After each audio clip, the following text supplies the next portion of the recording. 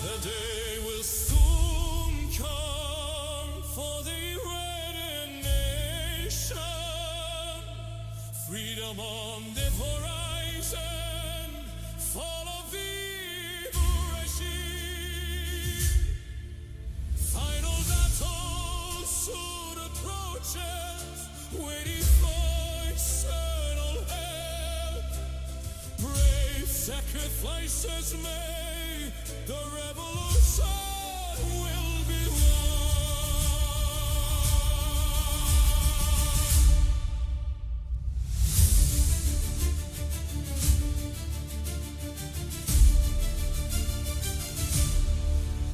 Evil forces will be defeated. Justice will be served. Voices decline community. Death to the dictator can be heard.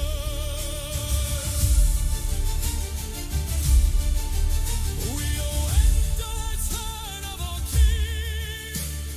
Chants of Javid Shah. The Pahlavi will soon be home. Future of Iran respond. Long live our king. Rise of the lion and sun.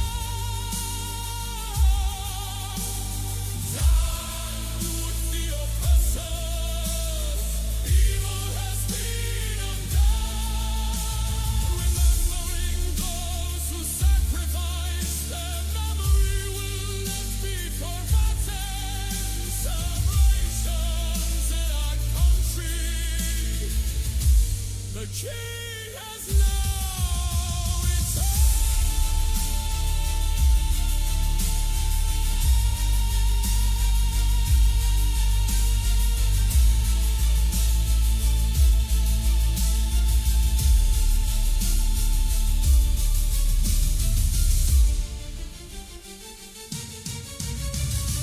Arise now, arise with the great nation of Iran, providing help and assistance after freedom has now begun.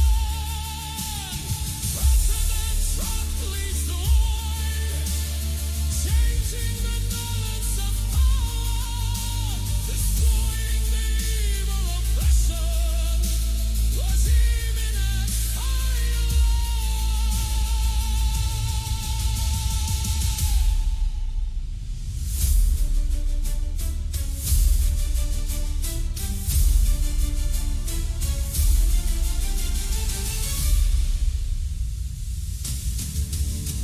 The sun now rises, a lion and sword in its glory. Transitions to a new republic, a new chapter in our story. Real proud and free, cheering giant sound. Long live the king. Iran is now free. Long live our king. Rise of the lion and sun. Down with the oppressors. Evil has been undone. Remembering those who sacrificed, their memory will not be forgotten.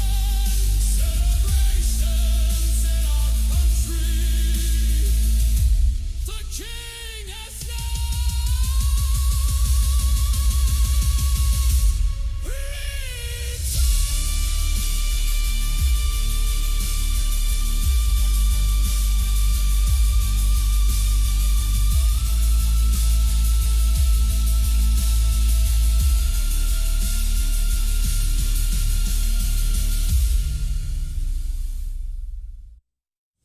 And we are back. Oh, Francis, I know it was you. I saw you. I was watching, of course. You were thinking I wasn't watching? I left the stream here to start watching Tusi. That's what was the whole plan. That's why I stopped with like 9 minutes to go.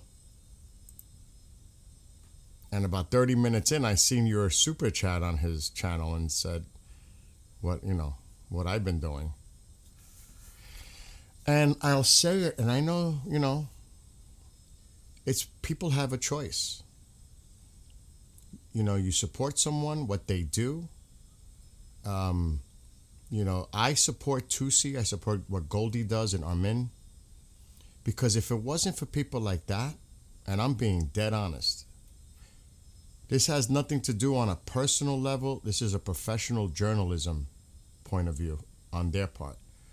Think about the mainstream media is not covering this like they should. There are some exceptions. Fox News, OAN, Newsmax. I mean, look what CNN is doing. I showed the clip earlier when he sat down. I think it was with the foreign minister. I showed the clip earlier. But if it wasn't for people like them getting the information out to the public, period, where would we be? I'll tell you right now, due to our many Iranian friends that are in chat, whether they're external or internal, where can they get the word out? Where can the videos come out? How do people stay connected to what's really going on? Really on a daily, not even just a daily basis, on an hourly basis. Things always are going on. I mean, I just found out a bunch of more stuff. I was like, and he was absolutely right. I mentioned it this earlier. He's on some crazy rant, the Supreme Leader. I showed them earlier. He's like, I mean, did he come out of his bunker or hole or wherever he is? Or is he doing this from underneath the ground? I don't know. Or is he feeling super confident now that he can maybe get some sun, even though it's winter? I mean, he went on a crazy rant this morning. I'm sure you guys have seen it. Tusi mentioned it. The guy is like, I mean, if I had a definition for batshit crazy, I would have to have a reference to him.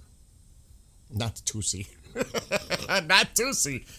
But, my gosh. And now, did you hear this? Oh, we have to pull back a little bit from their border in order for the negotiations to happen. Israel has 3 conditions. We know what those are. He's meeting with Netanyahu's meeting with Witkoff tomorrow, which, that's in a few hours, really, because it's already evening in Israel. The 3 conditions are, yes, Shavit Shah, definitely. You think the pressure's getting to that weirdo? I mean, either some of them are arrogantly naive. You got to hear the rhetoric the rhetoric just keeps coming. It's just like, are you people that stupid? Really? But Israel's 3 conditions are obvious. The nuclear, the missiles, and the proxy support. It's obvious. And it is a waiting game. We mentioned this earlier. There is speculation, because I can't confirm it, that the Nimitz carrier strike group is on the way. You can still see all the assets coming into the region. And I think other than having another carrier strike group in the Mediterranean, which many think tank analysts regarding the military say, definitely have one. And you should think about having 2. So the offensive side is there. They're trying to intimidate and scare their neighbors. You got to see what they're saying now. We can easily hit Dubai. They're intimidating their neighbors to put pressure on them, to put pressure on the United States. That, listen, they're threatening us.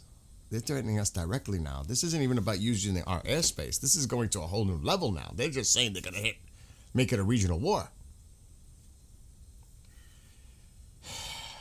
I mean, And just the total disrespect. He literally put all the blame on President Trump in one of his insane tweets today. One of them. There were many. And as far as Tusi, Francis, that was very nice of you to do that.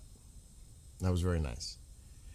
And I appreciate what you did with that. I was like, oh my God.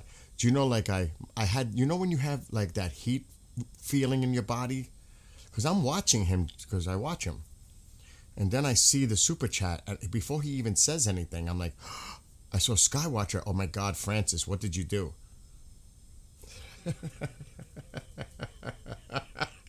And Skywatcher, I got to write that down. I got to take a note of that. There's so many Skywatchers out there. I doubt he'll even find me. But that's all good. But we've been talking about this to many of our Iranian friends, whether they're external or internal. I plan on going to Iran. I plan on going to Tehran. I plan on hanging out with Sepp. Sepp is live right now. He's got a bunch of stuff going on too. And I don't really want to interrupt what he's doing. Because it's kind of, it's like Goldie and Armin. But if you notice, Sepp mutes a lot just so he could address his side. And that kind of causes that, I'm like, is he still there moment? So I don't know if that's necessarily going to work doing the dual stream thing, because it throws me off, being honest. It's like, I know he's muting to address his side. You know, it's different the way that Goldie and Armin do it. He just says, okay, folks, I'm leaving. I got to go do my Atheist Republic stream. You know, he does that.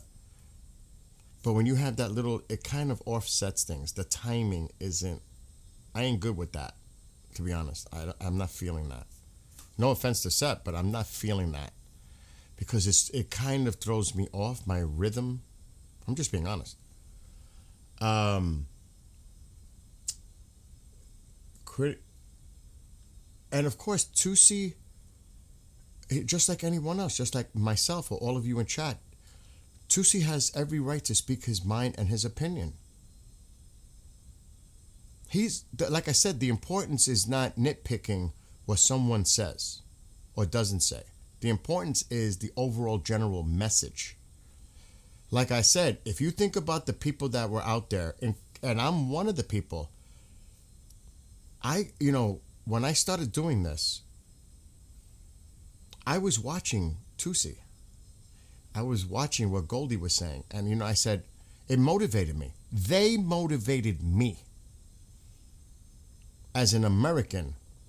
And obviously, they're directly connected to it. Tusi, his father in Tehran, which is, I can't imagine what that man is going through. They've both, and I'm sure Armin too, because he's mentioned it, this has directly affected them on a personal level. Not just by losing people they know, but look what Tusi's going through in the UK, so much so that he's probably going to go to the Sunshine State.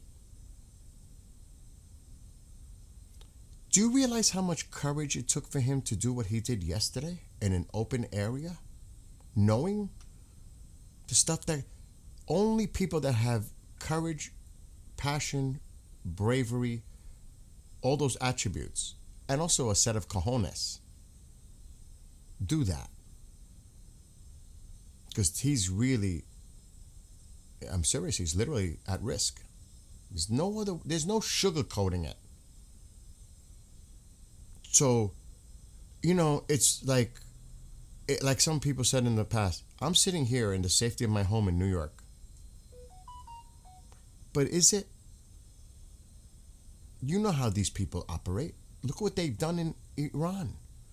Look how evil, barbaric, and heinous. And I could use so many words to describe what's gone on and is still going on in Iran.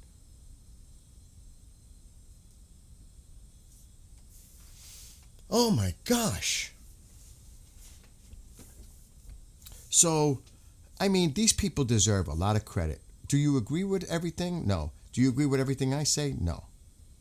But if it wasn't for people like this to put the information out there to the public, because of the lack of information otherwise we would have here, I've done this, I've tested this because I don't watch mainstream media, but I did it like last week when we were having the big snowstorm. I went on CNN. I had to find CNN. I went on CNN and I was like, okay, what are they going to talk about? I knew they were going to talk about the storm. I timed it. Do you know how much they spoke about Iran? This was a week ago.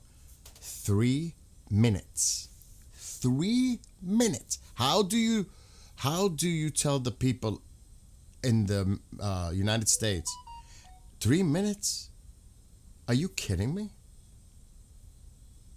You're not even going over what has actually occurred. The atrocities, the background, even speculation. Get somebody on. What are the numbers? What do you think are the numbers? Ask the question. I mean, my gosh. And now they have somebody that's an international reporter in Tehran, and you know if that happens, what did they agree to even make that happen?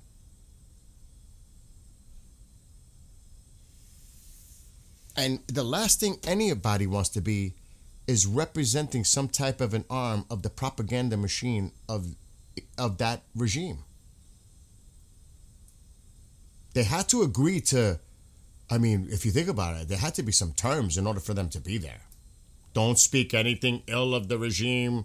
We're going to bring people on that we allow to come on with you. And what? You know what I mean? Navi, I get what you're saying. I understand. But like I'm saying to you right now, we all have our opinions. My opinions may not necessarily go in the same line as yours, and you have every right to speak your opinion.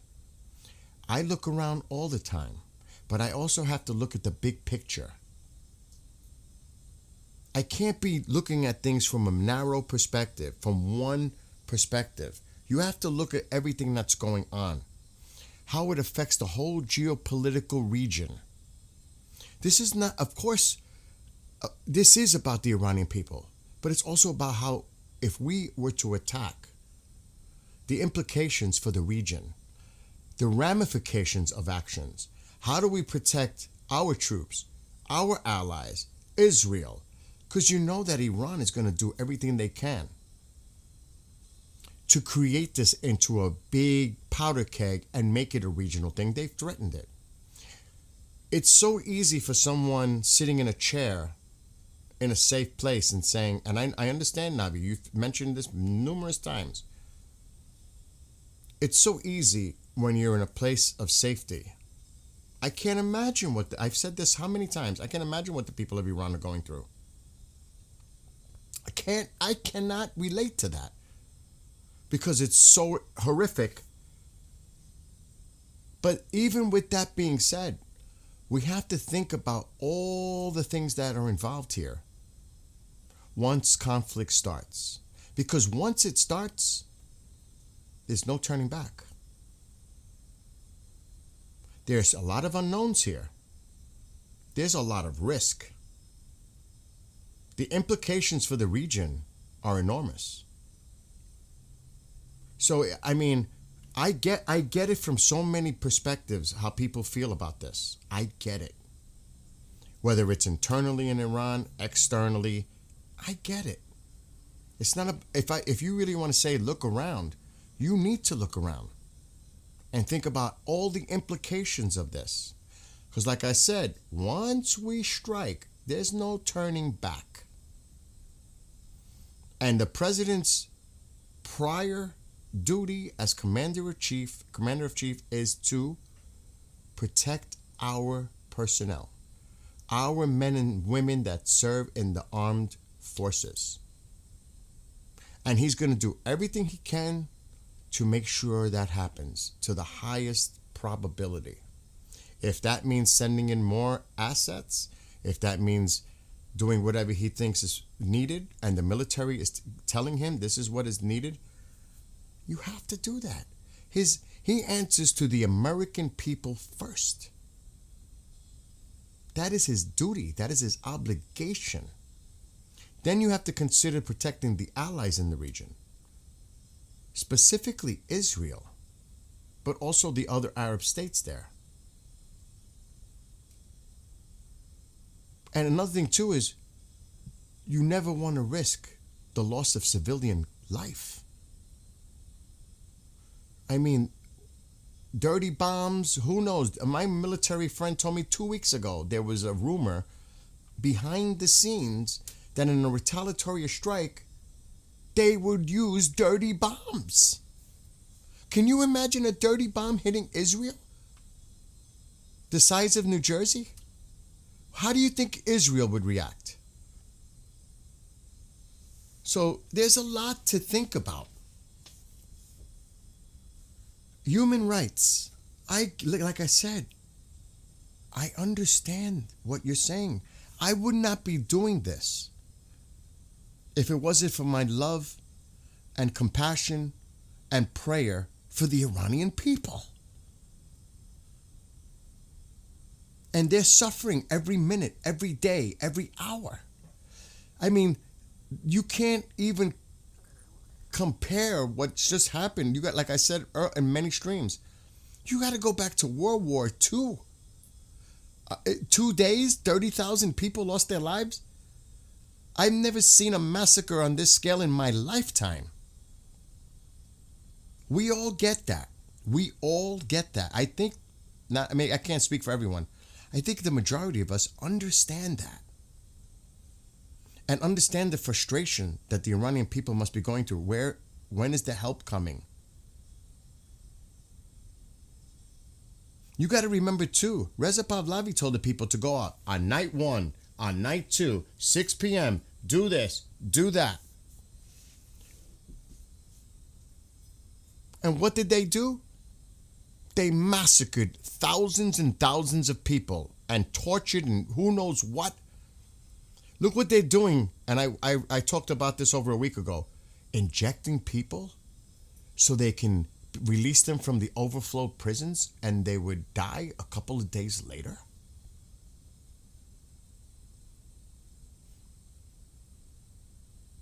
Going into hospitals and taking out those that were wounded, removing doctors. Doctors were going to people's homes to care for them because people didn't want to go to the hospitals. Face recognition.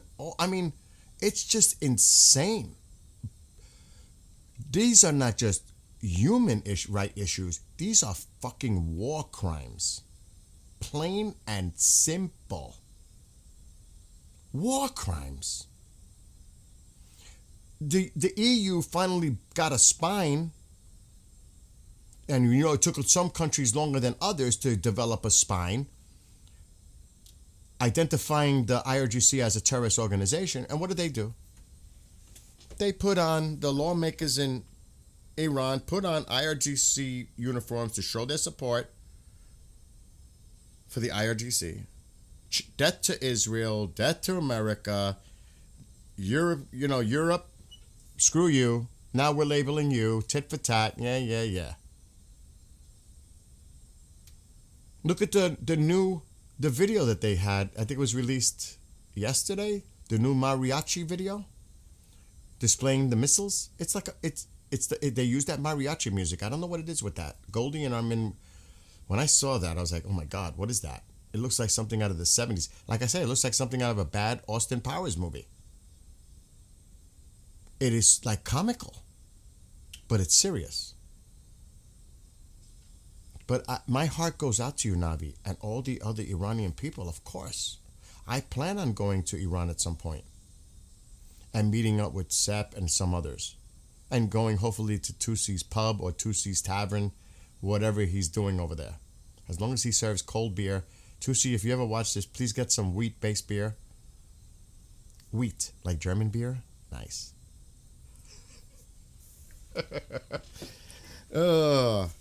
But I mean, the message here was like, of course, there were going to be things that you watch, people say, you may disagree, agree. That goes without saying.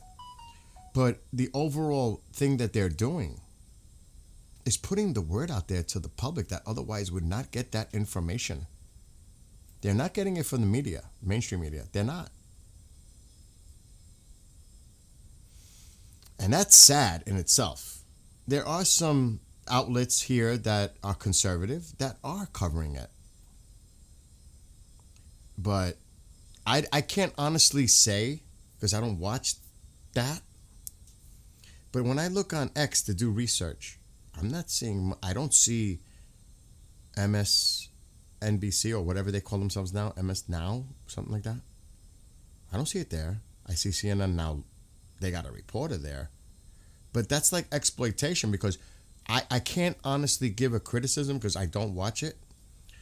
But based on that one little experiment I did with CNN, I didn't see much that they were talking about it. Everything there is ICE, protests, Minnesota, because that's all I saw. I actually had to wait to see when they mentioned Iran. And now all of a sudden CNN is interested because they sent people to Tehran, their international team. Now you're interested? Why? Because you want to exploit it with your cameras and be there if anything or when anything happens, really? What did that cost you? Your integrity? You know what I mean? So, again, I'm sure I say a lot of things you disagree with, and that's okay. But look at that chat, how respectful it is. Tusi's lucky I'm not a mod in there because some people are just so damn disrespectful. We really don't have that issue. Yes, we have people that may be pro-regime, and their voices are to be heard too. That's what freedom is about. And the main emphasis on it is respect. Agree to disagree respectfully. There's nothing wrong with that and even Tusi says he doesn't have mods to not to block. He doesn't block. I mean, I don't think he does. He's with that too. People have the right to speak.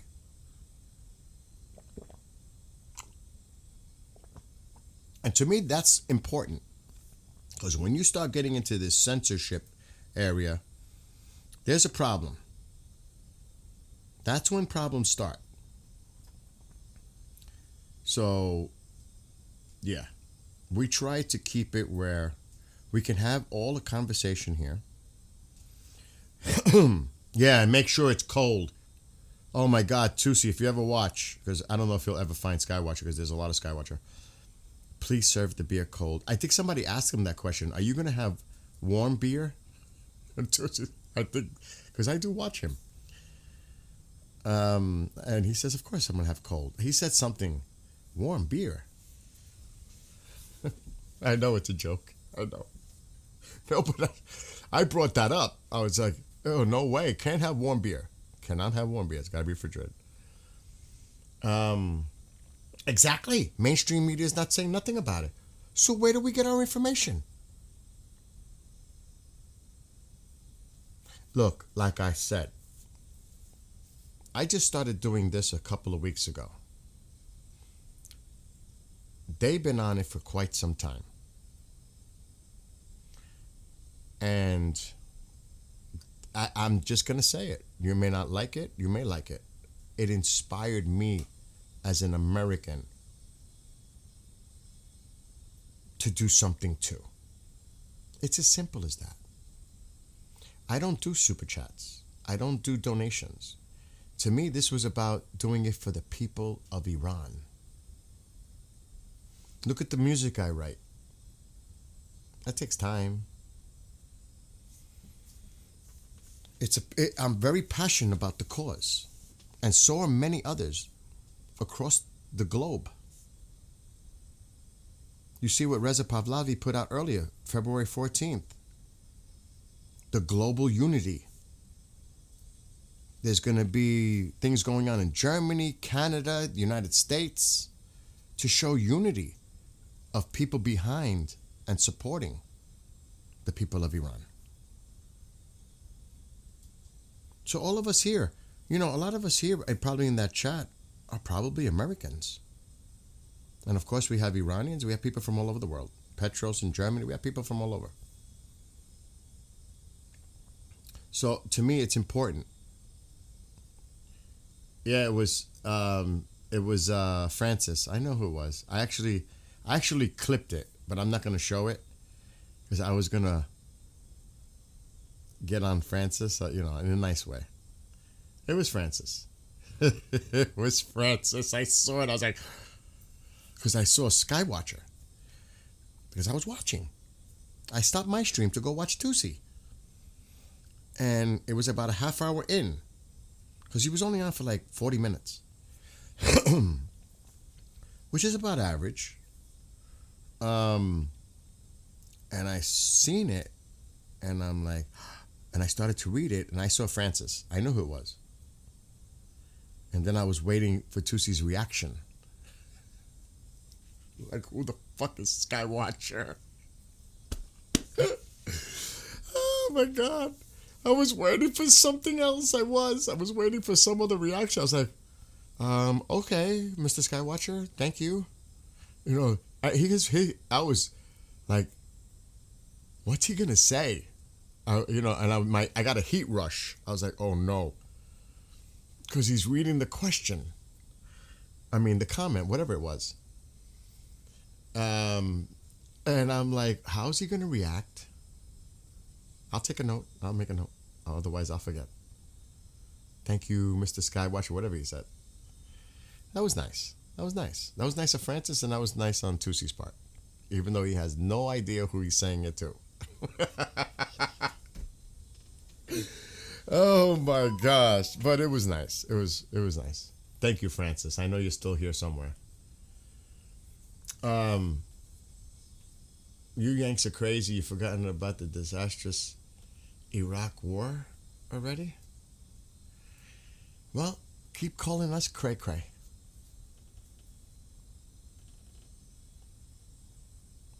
Keep calling us cray cray. Like the president say, we'll see. We'll see what happens. I guess we're all about to find out soon, right? The cray cray Americans, like in the Die Hard movie, the cowboy. It didn't end up for him well in the movie, did it? But that's just a movie.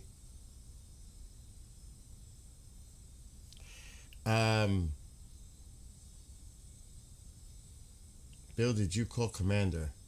Yeah, that's a good idea to see if my military buddy will come on soon, because we need a little update about what's going on. Oh, but wait. Before we get to that, let me just show you what the heck is going on from this. I'll just say it, and they probably watch. I should get my glasses. So this is coming from the Middle East Spectator. Take that for what it's worth. After mediation from Turkey, Axios reports, we were talking about this earlier, that Iran's foreign minister will meet with Witkoff in Istanbul on Friday. Now, that is not etched in stone, and I talked about this earlier. Iran can say what's on the table. Now, remember, Witkoff's meeting with Netanyahu tomorrow about the 3 points that Israel wants to make known about this meeting. That's a non-starter already. Okay? It's not just about the nuclear. Sources tell the MES that a final decision to attend has not been made, as the Foreign Ministry has not yet gotten approval from the SNSC, which decides such matters. The same sources also stated that any negotiation were purely about Iran's nuclear program.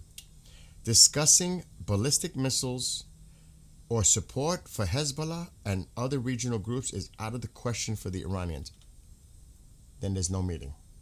There's no need to fly Witkoff to Turkey, because that is not, no, that is on the table. That is not, like Tusi said earlier, what the hell's the sense of a nuclear deal?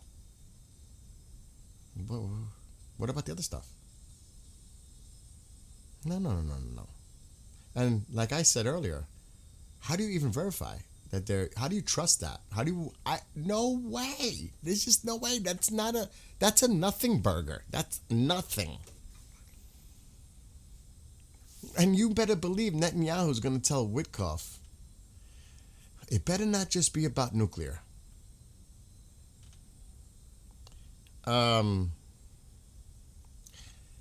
For negotiations with the U.S. to proceed, Iran is demanding a substantial withdrawal of American forces from the Middle East. Good luck with that. Yeah, like Tusi said, we might pull the carrier back a little bit. That could be for many reasons we pull the carrier back a little bit. Doesn't have to be just because they're telling us to back off before we negotiate. It could be for safety concerns too, whatever. Strategic, military. White House spokesman Carolyn Levitt says she cannot comment on whether Steve Witkoff will meet with the Foreign Minister, in Istanbul this Friday. She can confirm nor deny. President Trump, and this is another thing they're putting out there. This is coming from the Wall Street Journal. Take that for what it's worth. President Trump has asked his advisors for options to conduct a quick and decisive attack against Iran that won't risk a long-term war in the Middle East, because he's hearing it from the other regional people in the other states, the Arab states. They're concerned about a regional war, this being a prolonged war. There's going to be another, like somebody's referring to another Iraq or Afghanistan or whatever. And that's the last thing American people want. And they know that. And they're using that, by the way. They're using that to trigger the Americans here. You know that, right? That's what they want you to think about. You want another Afghanistan?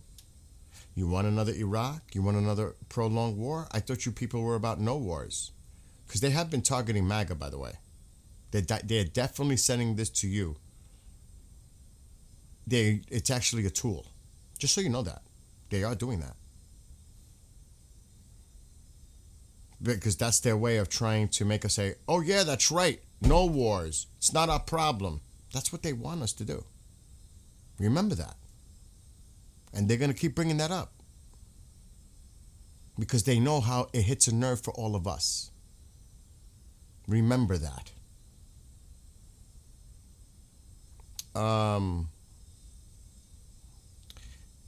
It says here, but his advisors have informed him that such options don't exist. Now, this is coming from that side. Remember, this is what they're putting out there. Prime Minister Benjamin Netanyahu will present Israel's conditions for an agreement, with Iran to use Special Envoy Steve Witkoff tomorrow.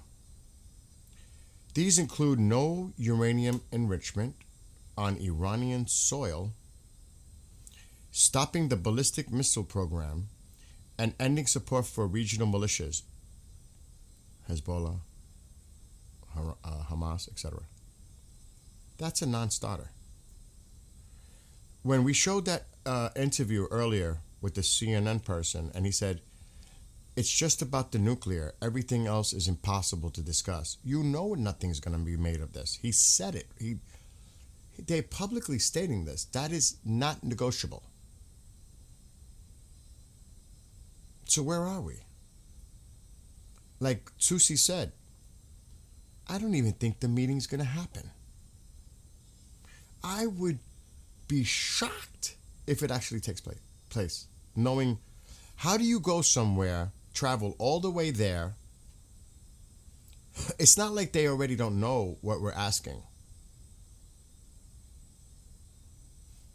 I mean, the Prime Minister of Qatar, the person that's involved in foreign advisor, flew to to Tehran, delivered a message, came back, took some non-personal people back. We know what the answer is. So what? I'm going to go all the way to Turkey to tell him then what our demands are? Like they don't already know? Don't waste my time. Like they don't know that there's other stuff on the table? It's not just about the nuclear? Don't waste our time. Don't make me take this trip only to try to say, you know what's on the table. Don't embarrass me and make me take that trip playing this game. Do you know what I mean? What's going on here? I missed something in chat? No, you got to remember, folks, and I'm talking to the people here in the United States. They are going to use this, and they're going to use us to try to turn on any kind of military strike by trying to hit us where they know they can. No more wars. This is not America's problem. What do you care? They're purposely going to do that because they want to rile up the base to go against it. That's one. They're already targeting MAGA, and you don't even know. I won't even get into what they're doing. They're targeting the president over Epstein in such vile ways I cannot even tell you or show you. Go look it up yourself. And as far as bringing up, don't forget what happened in Afghanistan, don't forget about, because they know that gets to us. They know they're playing, they're trying to push our buttons. You call it rage baiting, call it whatever. They are purposely doing that so that you can react. At least at this point, it should be simple. You're behind the president if he takes military action, or you're not. For whatever reasons they are. But don't let them play you. That's all I'm saying. Reach your own conclusions. Don't let them influence you, because that's exactly what they want to do. Remember that. They've got people in thousands of chats, social media, like, and I hate to say it, but Tusi said it too, and he's right. Because I want to keep referring to what Tusi said. No offense, Tusi, but I'm saying I don't want to like bite off everything you were talking about. But it's correct. They're going to various podcasts. They're entering, putting stuff out, planting the seed. That's the mission. Plant the seed. Because they know the majority of the audience is probably from here. And that's the point. That's how it works. And they're definitely doing it on X like you cannot believe. They probably have thousands of people that are used to playing Fortnite and all that shit now doing this.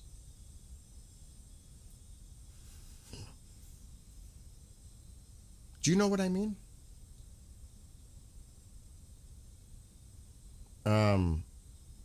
So just be mindful of that. I'm not saying anyone here particularly is doing that at the moment. But just be mindful of that is what I'm saying. Just pay attention.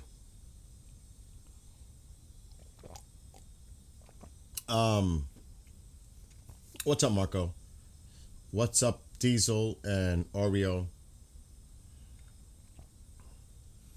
Anyway, I just wanted to mention those few things. And now we're going to go check things out. And like I said, from now on, when Sepp is streaming on his channel, I made the decision, he doesn't even know it, he might be watching. I am not dual streaming with him. Because, first of all, I'm not going to be brought into a situation where I hear people laughing in the background when I was doing that Discord yesterday. It's almost like it became a joke. No one's going to disrespect me. That's one. Because when I get pissed about something, I don't care who it is, and it wasn't Sepp, but, you know, I ain't falling for that. I don't like that. I never liked it. Ask some of my friends in here. That's one. Two, he's muting, talking to his people, and I'm saying, Sepp, are you there? Sepp, are you there? Meanwhile, he's muted, he's talking to them. I'm not going to have that kind of thing going on. So you can go watch Sepp when he's live. When he's on with me, I would prefer he's on with me and not doing it on his channel. Or you can just join me here.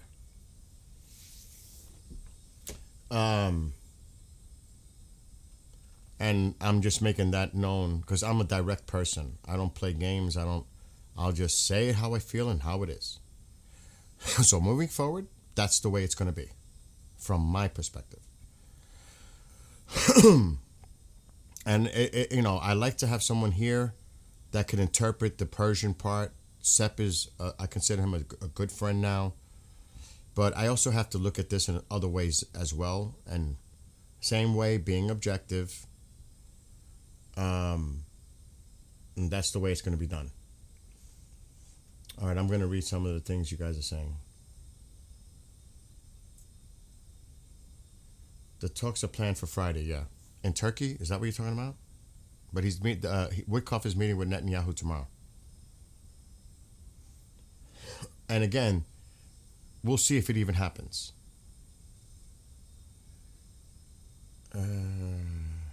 Yes, Witkoff is going to meet with Netanyahu tomorrow. Is there anything about friends? No, it's a man holding the mic.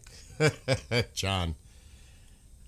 Let's say the red community is best in my view. And again, I don't like to come across as being huffy puffy or brash, but my friend Marco knows. I flipped on my friend Marco. I've known him for over 12 years. And I was wrong, and I apologize. But when I get a little hot under the collar, sometimes... Remember what I was talking about yesterday about bottling up emotions and then it pops like a cork? I don't want that to happen. So that's why I'm saying what I said a few minutes ago. So that's I'll keep it at that. Did you see the clip by Mark? Yes, I played that earlier with Mark Levin. And yeah, we played it earlier.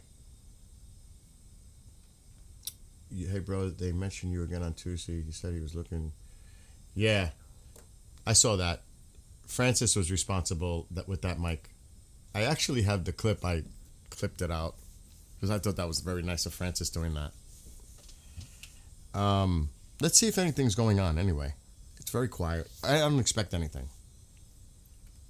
to be honest. I mean, it would undermine everything that we're hearing. Because I think a lot of this is to stall for time. If it's true that the Nimitz carrier group is headed on the way to the Mideast. Also, the president can say, I sent my Witkoff over to meet. I did everything I could to try to make this work, negotiations. And if and when he takes action, look, I tried. I tried to negotiate. I think that has a lot to do with it too. The PB near Cyprus was refueled by a tanker from the UK. 5-hour flight. That just shows how many tankers are in the Middle East. There's a ton of tankers. There's a lot of tankers in Spain. That's where they brought the gold ones. The Pegasus. They're in Spain. We seen them refueling something, I think it was Saturday. We saw them in the air. I think there were 3 of them. They flew to right here in the Mediterranean, then they turned around. So it looks like they were refueling or doing something in there. I'm just checking what else is going on in here. There's a tanker that came out of Jordan. There's another C-17 inbound. There's the PB. That's the Poseidon, right? No, there's the Poseidon. It's P8. I said PB.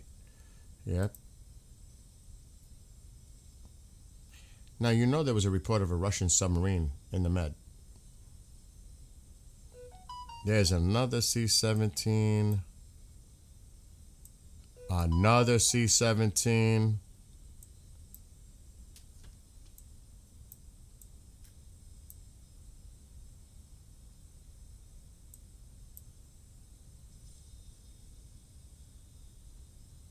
I was looking for that drone again.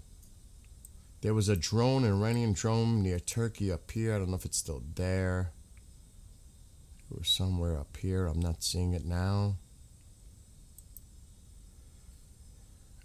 It goes on and off.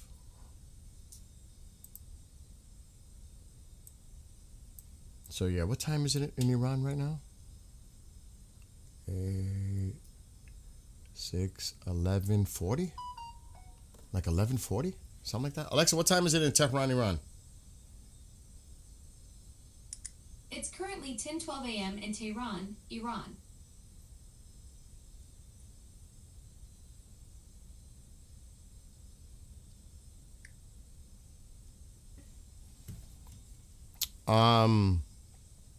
So yeah.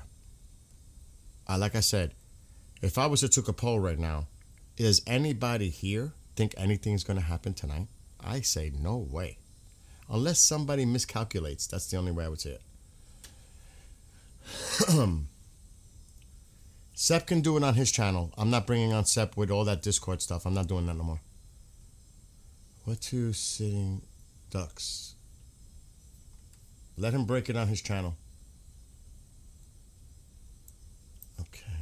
Unless you want to tell us. No stream with Sep. I'm not doing that dual stream. I don't like it.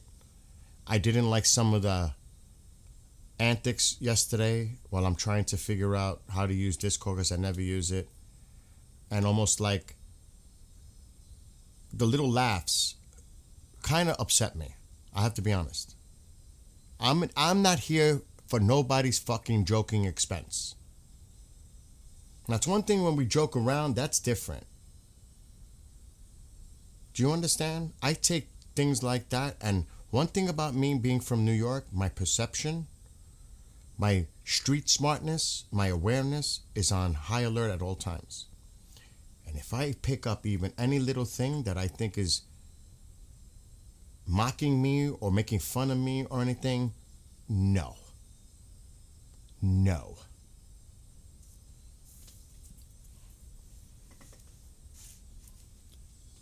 So, no. If he wants to come on with me here, fine. But I'm not doing it.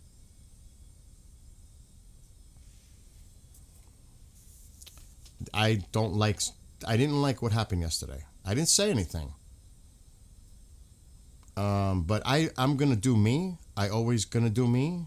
So I consider Sep a great friend. This is not personal. It's just that, and then every few minutes I'm talking to him. He's muted. Like I don't even know if he's there because he's talking to his side. That doesn't work for me. It's either you're with me the whole time or Sep, are you there? Did I lose him? Sep? Because he's muted and he's talking to them. That doesn't work for me. You know what I mean? So that's the way I'll put it. And there is definitely no reason for people to be disrespectful. Let me see what's going on in chats now.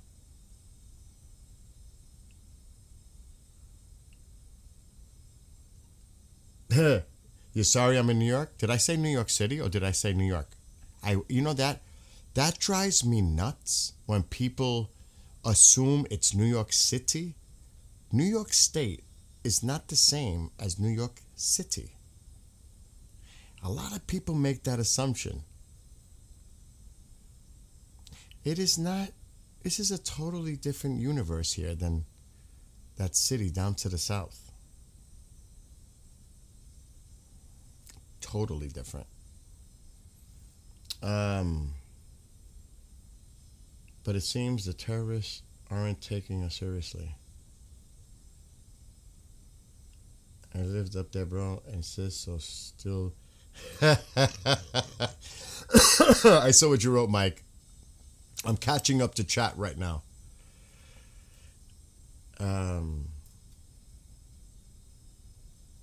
Let's see. I just piggybacked on Tusi's shout out to your channel. Added a comment to come check it. That was very nice of you. I would rather prefer like chilling with Tusi at his pub with Sep and some of the other people in the chat. I've been to Arizona. I was there a couple of years ago in Mesa. And it was hot as you know what. Well, I happened to go during that heat wave. I think it was 2023 or I think it was 2023 or 2024. I don't remember. where it was 110. And I was like, oh my gosh, what a time to come to Arizona. But, it was, like people say, it's that dry heat.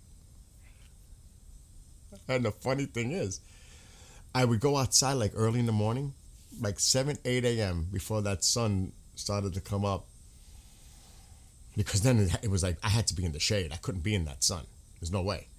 But then when I'm flying back home to Newark Airport, because that's where I parked my car, and I got off the plane, it was hot and humid here, and I burst out in sweat, and I'm like, maybe Arizona wasn't so bad after all. And it was beautiful in Mesa. We went from Mesa all the way to Roswell, New Mexico. It was awesome. Let's see. Uncle Tank, God bless you. My cousin is half paralyzed after a stroke. God bless you,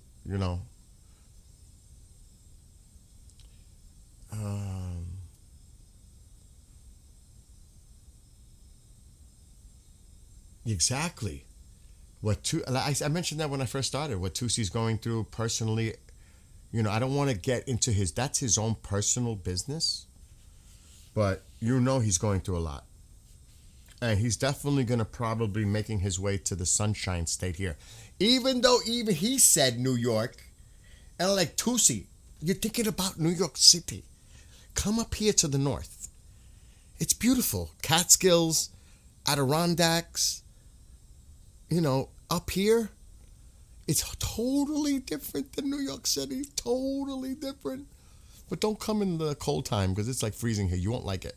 You got to come here late spring, early fall. We don't get many 90 degree days here because we're at elevation and, it's really not too bad here, even in the summer, sometimes. But, no, now's not the time. I am not upset at you, Navi, at all. I'm not upset at anyone. It's just that when I was having that, trying to work out the audio. Do you remember this yesterday? The audio, I never use Discord. Trying to figure out the audio, and he's trying to show me, and this is going back and forth. Show your screen, and then he fixed that setting. Here I look like an absolute imbecile.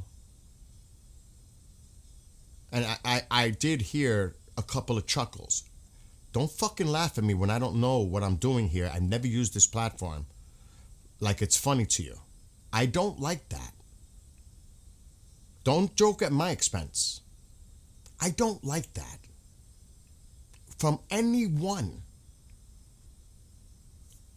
That is unacceptable to me. Understand, I don't know how to use it. And I tried my best to make it work. Patience is key. You understand? One thing about, if you've never dealt with a New Yorker, ask Marco. I can't speak for all New Yorkers, but we have, I have a big heart. I care. But at the same time, don't fuck with me. I can't put it any other way. You don't grow up in New York City with everything that goes on around you, and you have eyes behind your heads and on your sides, and the street smart wiseness that you have to develop, when you know that, I pick up on a lot of things. You know what I mean? And little things like that, I notice.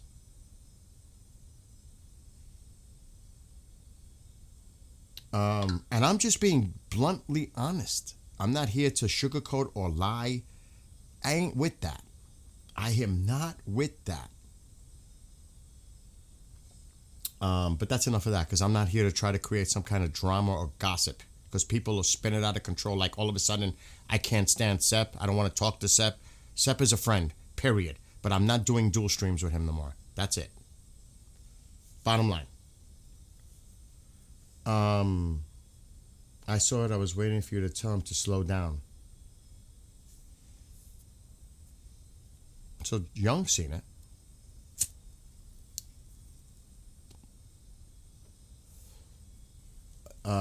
Mike, you have family up here, you said, or something?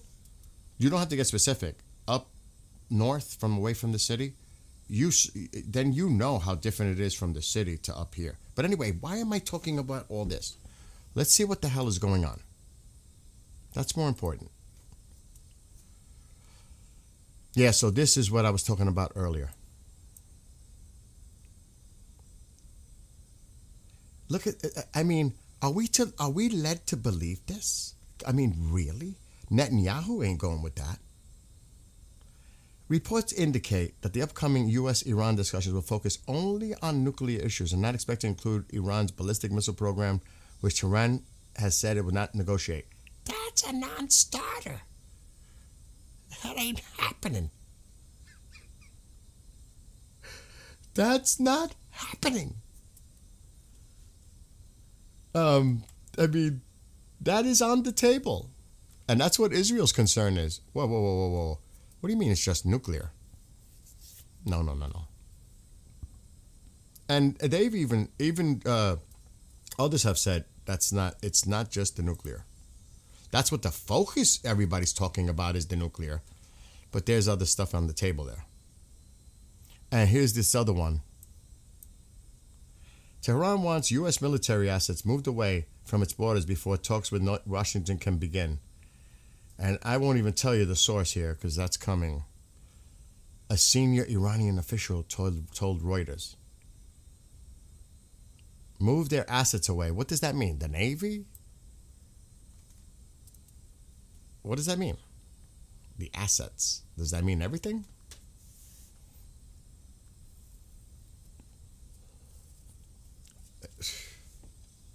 Pizza's quiet right now. I don't see anything happening tonight. Absolutely not. At all.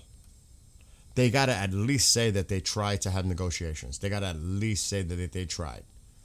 If I see nothing happening until we get word, deal or no deal, no talks, canceled. It's going to be interesting what comes out after Netanyahu meets with Witkoff tomorrow.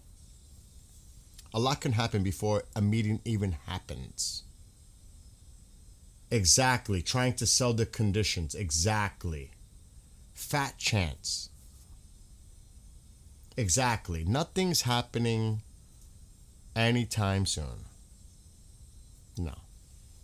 Because they got to let this play out. That's the narrative from both sides. But and I'll say it again, I agree with Tusi. I don't see a meeting even being possible. I don't even know if a meeting's going to happen. Let alone talk. They're going to meet on Friday. Is that confirmed? Has anyone confirmed that there's absolutely going to be a meeting? That's the plan. And like I said, tomorrow when Netanyahu meets with Witkoff, they're going to say, it can't be just nuclear. The missiles have to be on the table and money to the proxies. At least from Israel's perspective. It's a non-starter.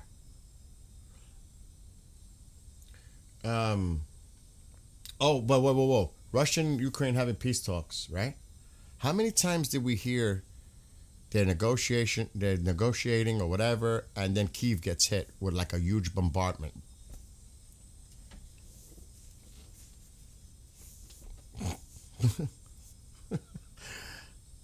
You know what I mean? It's like, meanwhile, right? Why? Exactly. Why can't they just talk over the phone? Because there's no, you see, it was indirect. They were using mediators, Paul. They all got involved. All the Arab countries got involved trying to intermediate indirect communication from the U.S. to Tehran. Like I said yesterday, their prime minister took a flight from Qatar to Tehran, supposedly, allegedly with a message. They came back. The meeting was approximately 2 hours long. They brought their non-essential staff back with them. I don't know if there was a message that came back. So what was the message? The message wasn't good enough? Oh, so now we got to set up another meeting. planned in Turkey, because they play that card. Turkey plays kind of like that both sides thing. You never know where Turkey is really positioned. They play both sides. It's one of those things. And now, Erdogan is like, oh, come to Turkey. Come here. We could be the place to hold this meeting. And I heard there's a bunch of other representatives that are going to be there from the Arab states, even Pakistan. I've heard so much speculation about who's going to be there.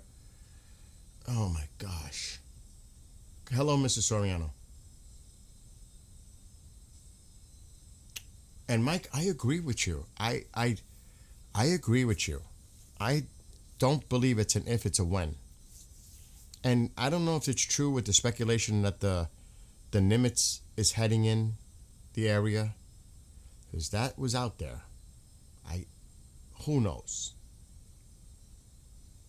And hello, Bean. You just got the worst PowerPoint I've ever experienced. Oh my God. So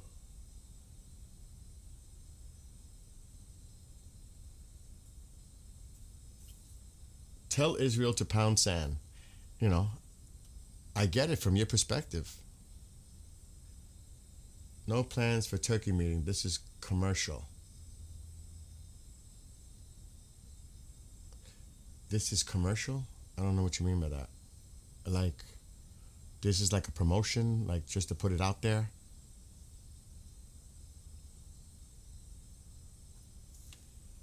Like I said, and I'll say it again, from the president's perspective, and you got to see somebody else put, Trump has reached a final decision, and then they showed the clip of him on Air Force One from, I think it was Saturday. He never said he's reached it, and they're putting it out there. I'm like, he never said that. He's reached a final decision. There's so much BS out there. BS. What's up, Linda?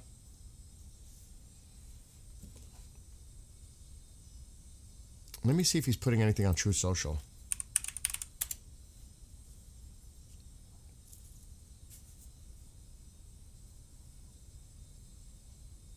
And I'm not going to go to Lindsay, because Lindsay is just like over the top. Over the top.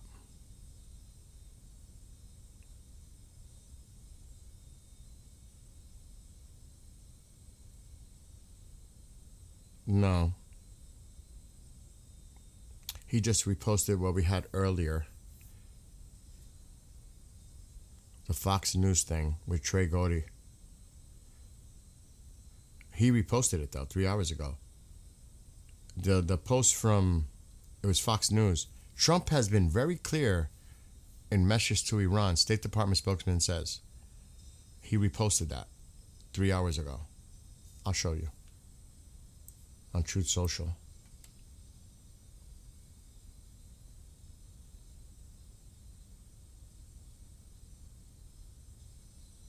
Also,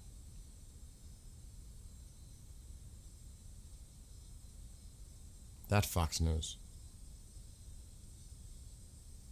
So you can see what the president, he also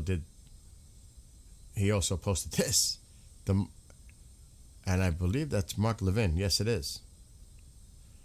Iran is turning into the North Korea of the Middle East. This is what the president is reposting.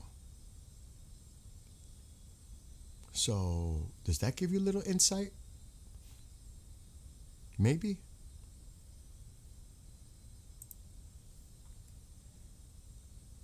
And shalom back to whoever is coming in.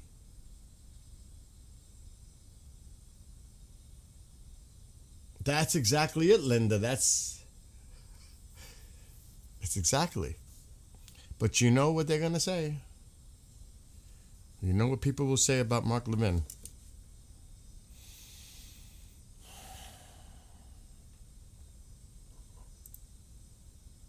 Like I said, there's so much ugly stuff on X. I don't even want to touch it.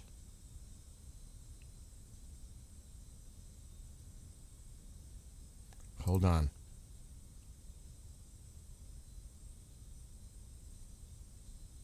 Okay. I thought I saw something.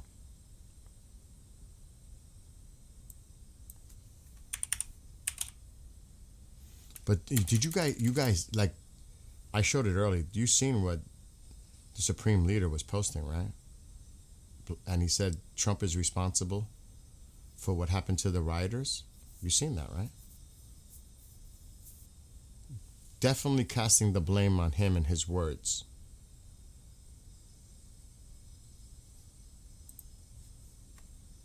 I mean, it was bizarre. Let's see if he's posted anything else since. He was really busy this morning. A little busy. No, that he stopped since his little rant. But let me find the one because he was going off like crazy.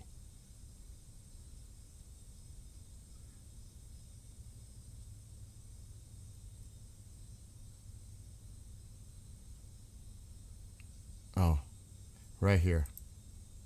This is what he posted. When we say the sedition was orchestrated by the U.S., it isn't merely a claim. What makes it clear that this movement was by the U.S. are the remarks of the U.S. President himself. He explicitly addressed these rioters and told them, keep going, I'm coming to help.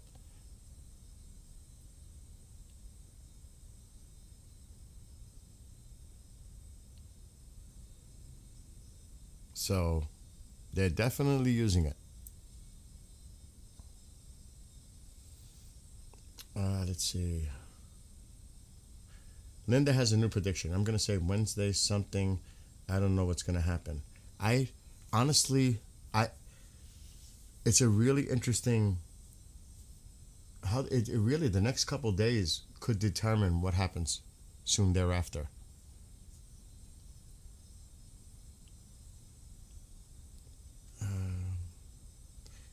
The EAM usually is current, yes. If it wasn't for the pew pew laws in New York, I may still live there. I'm huge. Second Amendment is alive and well up here in upstate. You can purchase a weapon. They have gun. I could drive down the road and there's a gun store. We have them up here. The one thing who stopped was Walmart. I don't know if, what was that other store? They used to sell arms. I think they don't sell them either no more. Dick's? Yes, it was Dick's. They used to. But there's a gun store. There's a gun shop right up the road. Remember, New York City is different than the rest of the state.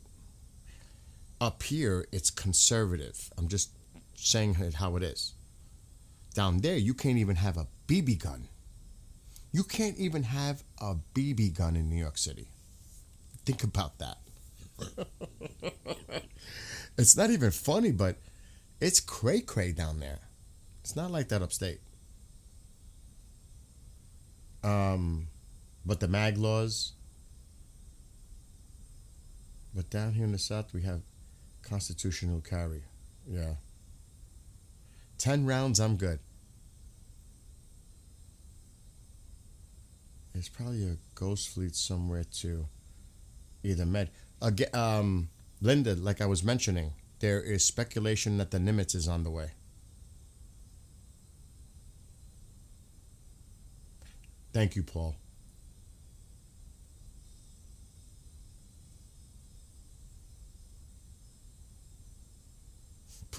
Some tea? Getting some tea ready, Paul? I like Earl Grey. I know a lot of people don't like Earl Grey. I actually do like Earl Grey. Yeah. Well, Linda, I used to have a house in Florida. I used to have a house in Orlando. I just couldn't take the heat and all that. I couldn't. I just couldn't deal with it. The people used to say, "You'll get used to it." I couldn't get used to it. I almost got attacked by sharks in Daytona Beach. I was surrounded by sharks. True story. The lifeguard wasn't happy with me. I didn't know there was a school of sharks around me. You should have seen what that lifeguard told me when I got back in from the water. He actually told me he wasn't going to come in to save my life because I swam out. It was the first time I ever went to Daytona Beach. He used explicit, vulgar language when I got back. He was waiting for me.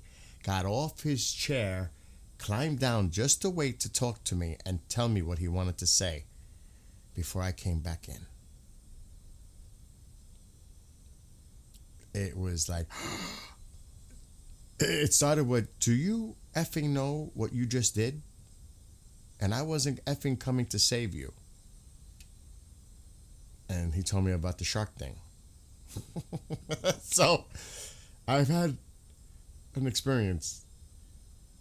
You guys know Orlando a lot? Do you know, I-4? Valencia College? Well, the main one near Econolachi, near Colonial. That's as much as I'm going to get. Not too far from university. That's kind of where I had my house. I'm just keeping writing. Stephanie goes, I got like 10 gun stores within 10 miles. Oh my gosh. What happened? The state of Virginia is cooked. Please pray for us. What happened with...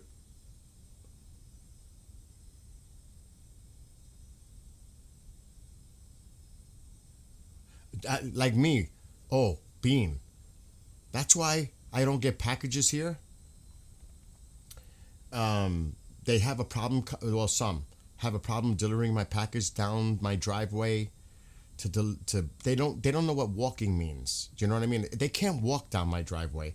They need to drive down my driveway, but they don't want to do it because it's a very narrow driveway. But they can't walk. They can't park at the top of the driveway and walk down my driveway. No. They can't do that. So a lot of times my packages get messed up and all that. It is a joke. A joke.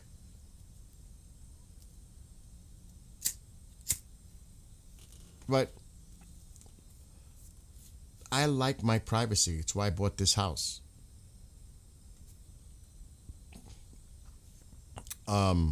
Because it's private. There's no cars in front of my house. There's no traffic. I'm by the woods. I love it. And I have 11 cameras outside. I will show one, but, you know, we might have some people around that I really don't want them to see any of it. But, you know, I don't think it'll harm. Try putting it together. I don't think there's any, like, buildings that you can identify. It is so ridiculous in front of my house. I wish I was in the warmth right now. This is what it looks like in front of my door right here. It's the camera right next to this door. That's what it looks like here. It says back door because I switched the cameras. The other one, the battery exhausted. That's what it looks like in front of my house right now. That's what it looks like. It's ridiculous. It's ridiculous. And it's about 10 degrees. No, it's actually warmer than that. So yes, I envy that beautiful warm weather right now.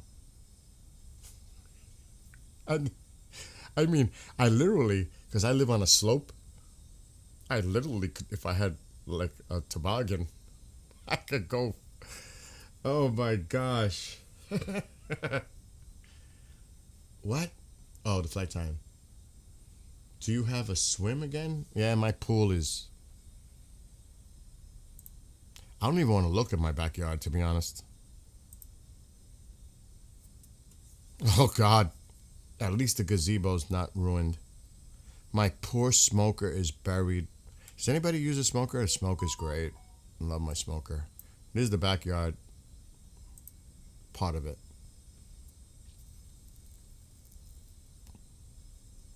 My pool. I miss my pool. Look at it out there. It's going to take forever to melt. I can't get to my Traeger. My poor Traeger. I never use it because it's a pain in the winter, even though I close it down. What I do is I clean it out really good, the auger, get all the pellets out, vacuum it out, winterize it. It'll open up. You know when the first day I opened that Traeger? It's every year. St. Patrick's Day to make my smoked corned beef. And then I've got a real industrial slicer in the kitchen. Slice that baby on rye bread, whatever. Ooh-wee.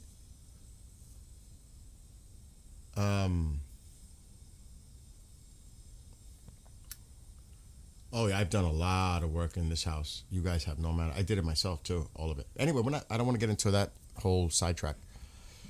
Let's see if anything else is going on. That's why I said, Tusi, don't think about New York City. If you ever want to come visit, come in the summer. Come for the, well, he probably ain't into UFOs. Come for every first Saturday in June. This is something I've been involved with for over a decade. The UFO fair in Pine Bush. You definitely get VIP. Anybody that comes here, my friends, get VIP access. They're with me. Ask any of them, they'll tell you. But that's the UFO stuff. That's not for now. Let's see what else is going on. Show us where the magic happens. You want to get your hubby a Traeger? They sell them in Lowe's and I think the Home Depot, they sell them. All right, let me see if I can find anything else going on. I'm going off on a crazy tangent here.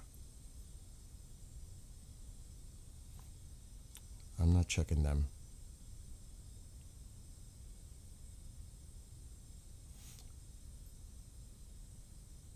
Yeah, this is what I talked about earlier. And Tusi made a post about it too. But I brought this up earlier. The Global Day of Action. Toronto, Munich, Los Angeles, cities across the world on February 14th. It was actually Reza Pahlavi that put that out originally. February 14th. You may want to check out if you want to participate in anything like that. But it was Reza Pahlavi that put that out. Originally.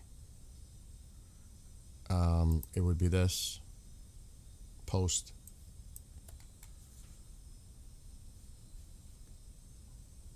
He put this out earlier today. Munich, Germany, LA, Toronto are the main gathering points. If you can't make it there, well, there's going to be stuff going around in your city and all around the globe, probably in different locations. Can't imagine what it would look like in the UK. So yeah. There you go. February 14th.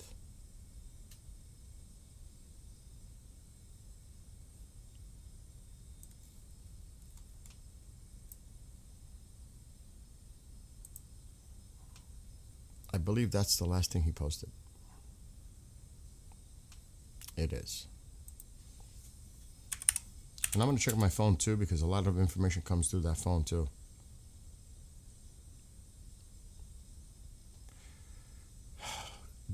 There's a report, I cannot confirm it. China has deployed a spy ship near the Lincoln, which is currently near Iran. Beijing is closely monitoring U.S. military movements in the Middle East using satellites and naval assets.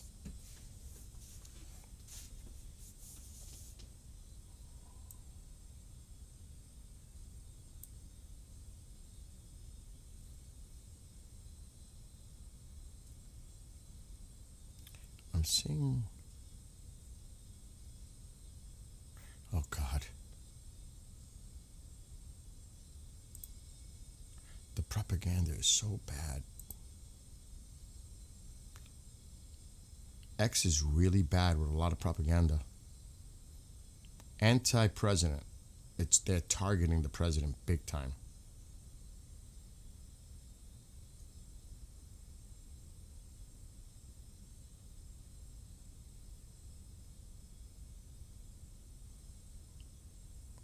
And you know what's sad too? When these Americans are involved promoting it.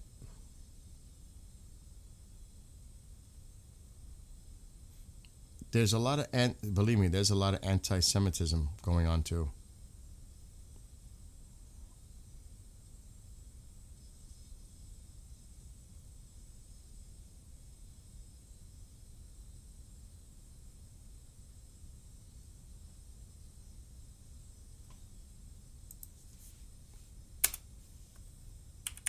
And they're slick. They added a word to a popular pro Iran people, and they added another word so people would visit that instead. And it's pro regime. They're doing these little things so people will click on that instead, thinking it's the other one, if that makes any sense. You know? What's up, Mohammed?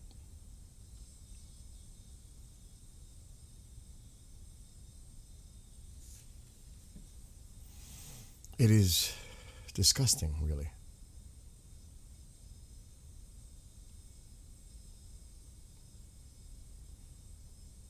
And like the pro-regime thing is an hour ago. The U.S. and Israel are preparing for a large-scale attack on Iran if negotiations fail. You think?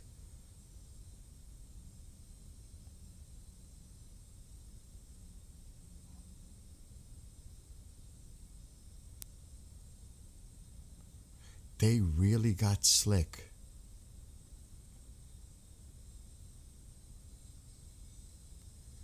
They made it so that they would become the top of the search engine, taking away from.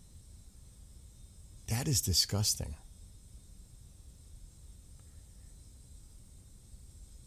So Mark Levin posted this, and we all know how where Mark Levin stands. As I don't know if it was Linda in chat.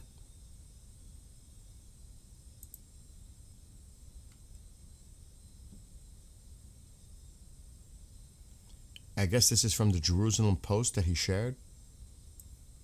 And then again, you know, people, what they'll say about that. Mark Levin, Iran fears U.S. strike will destroy regime's grip on power. Exactly.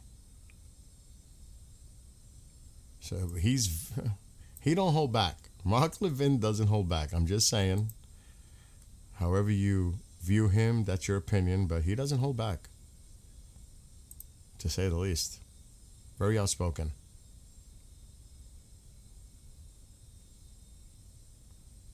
One minute ago. What is this?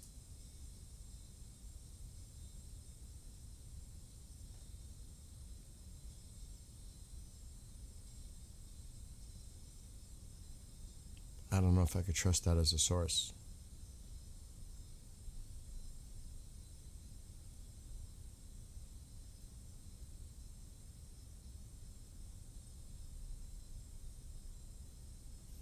And as I said earlier, they came out with another mariachi video with missiles.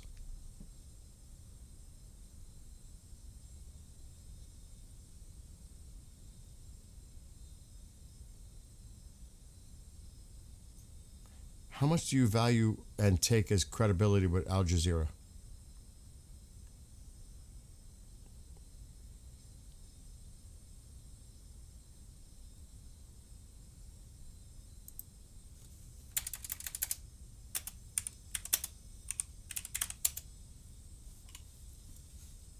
Remember, who runs Al Jazeera? Qatar?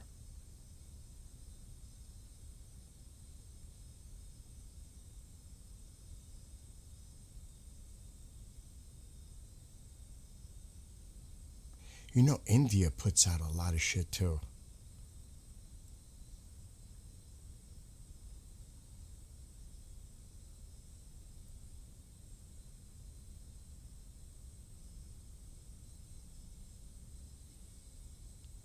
So the foreign minister, this is just, I can't, it's like they say one thing.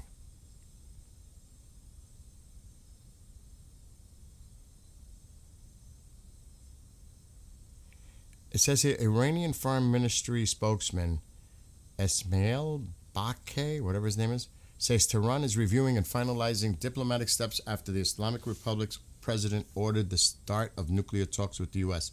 Notice how they say nuclear talks. With U.S. President Trump, they are hopeful a deal can be done to avert military action. Notice how they only say nuclear.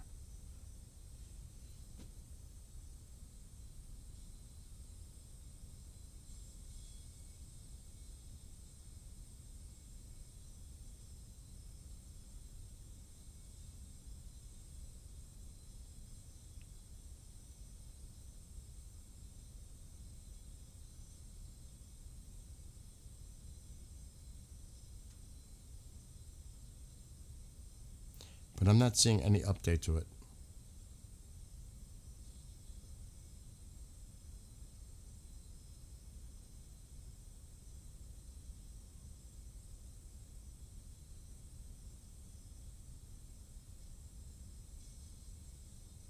Let me see if anything's coming on through the phone. What's up, Navi? Al Jazeera is not a good source regarding Iran, considering their stance in the situation. I agree. Propaganda armed the Muslim Brotherhood. Please check the map. I see some clear spots. Where? On the civilian?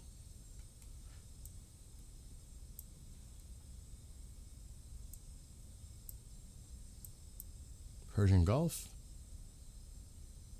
There can be gaps at times.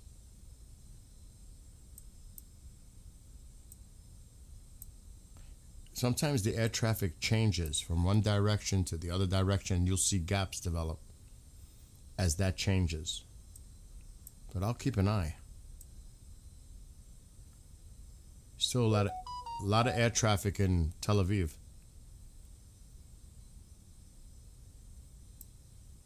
There's still quite a bit out there.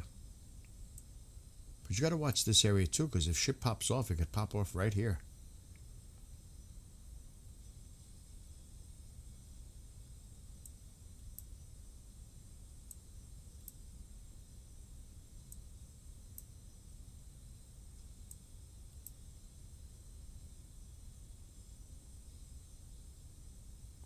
Another thing too, I will continue to promote to see whether people like it or not. That was brought to my attention as well.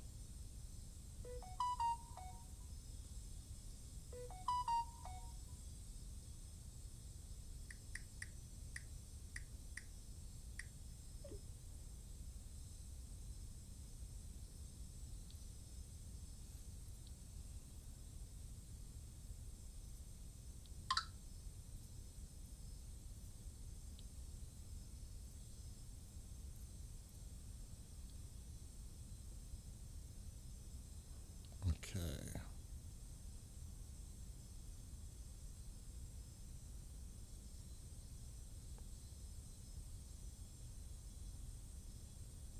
Jesus, their rhetoric keep coming.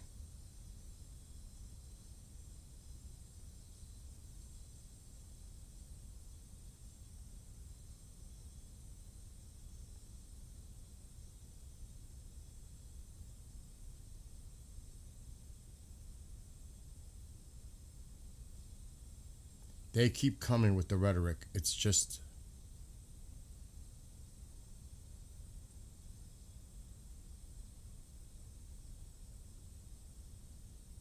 It says here, Senior Advisor to Iran Supreme Leader Ali Shamkhani to Al Mayadeen, any American attack against Iran, no matter how small, will turn into a huge crisis the size of which no one can imagine.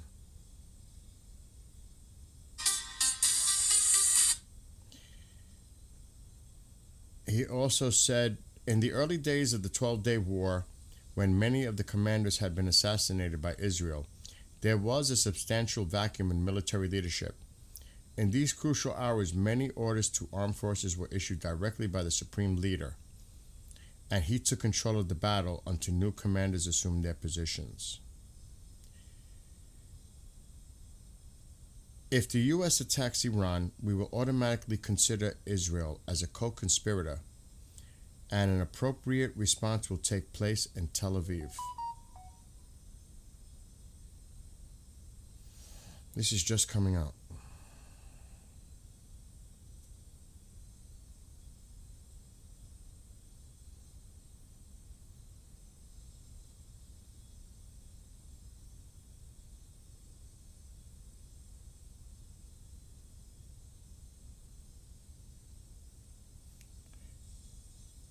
Now, an Israeli reporter's putting this out there.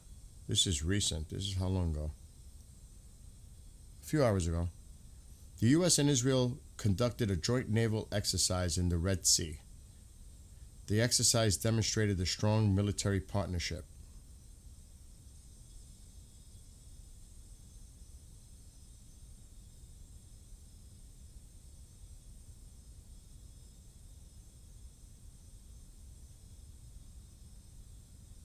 I'm checking the Israeli sources right now. Oh, they're posting another one.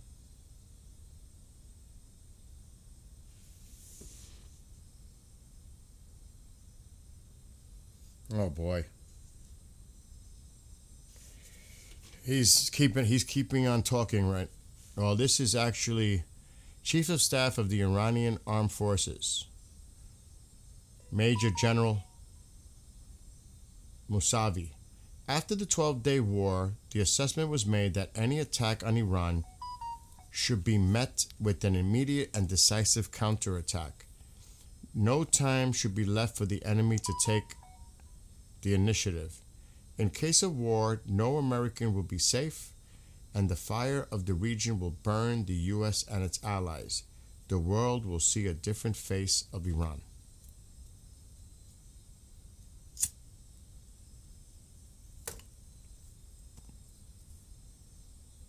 That they just posted. I read that somewhere else earlier, though. They're just catching up on that.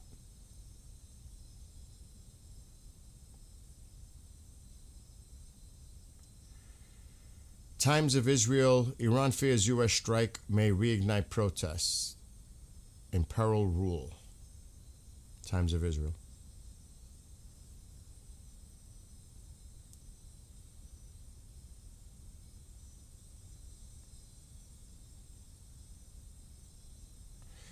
IDF.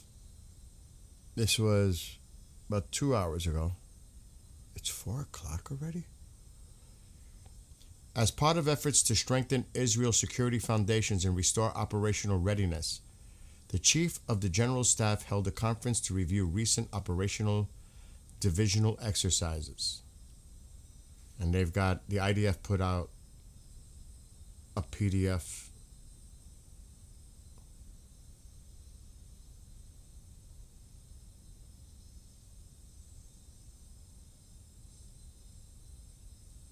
What is this? The most sophisticated single raid in the history of the planet. No other president before President Trump would have had the guts to make that call. And no other military in the world Hexeth. has the ability to do it. I remember when Nicolas Maduro mocked us and said, "I'm right here, come get me." Well, he found out.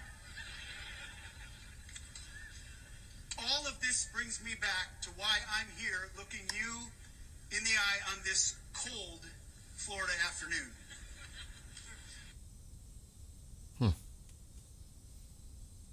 A little interesting little thing that somebody put on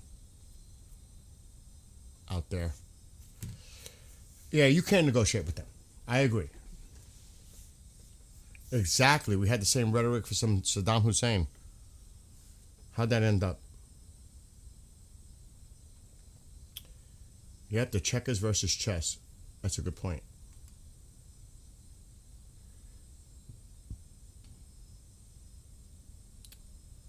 They really have no idea what the U.S. is capable of, do they?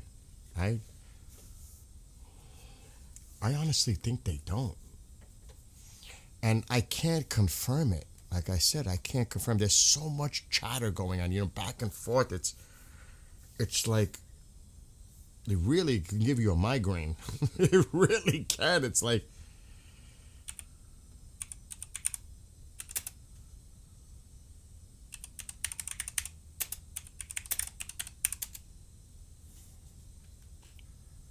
Yeah, I'm not going to them. So open source intel says that report is false about the Nimitz. Oh God, I can't imagine what else is they posted. That was that. What is this? It's 40 minutes. We should check some of these out. I haven't seen these. We should definitely look at some of these.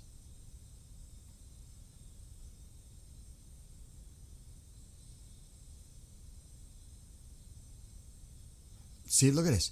Stressing that any dialogue would be limited strictly to nuclear issue. We should definitely hear this. I don't know if it's in English, though. And probably the... يعني مهنتي الأصلية No. هي عسكرية. So this is just going over basically what was said. We got to read this.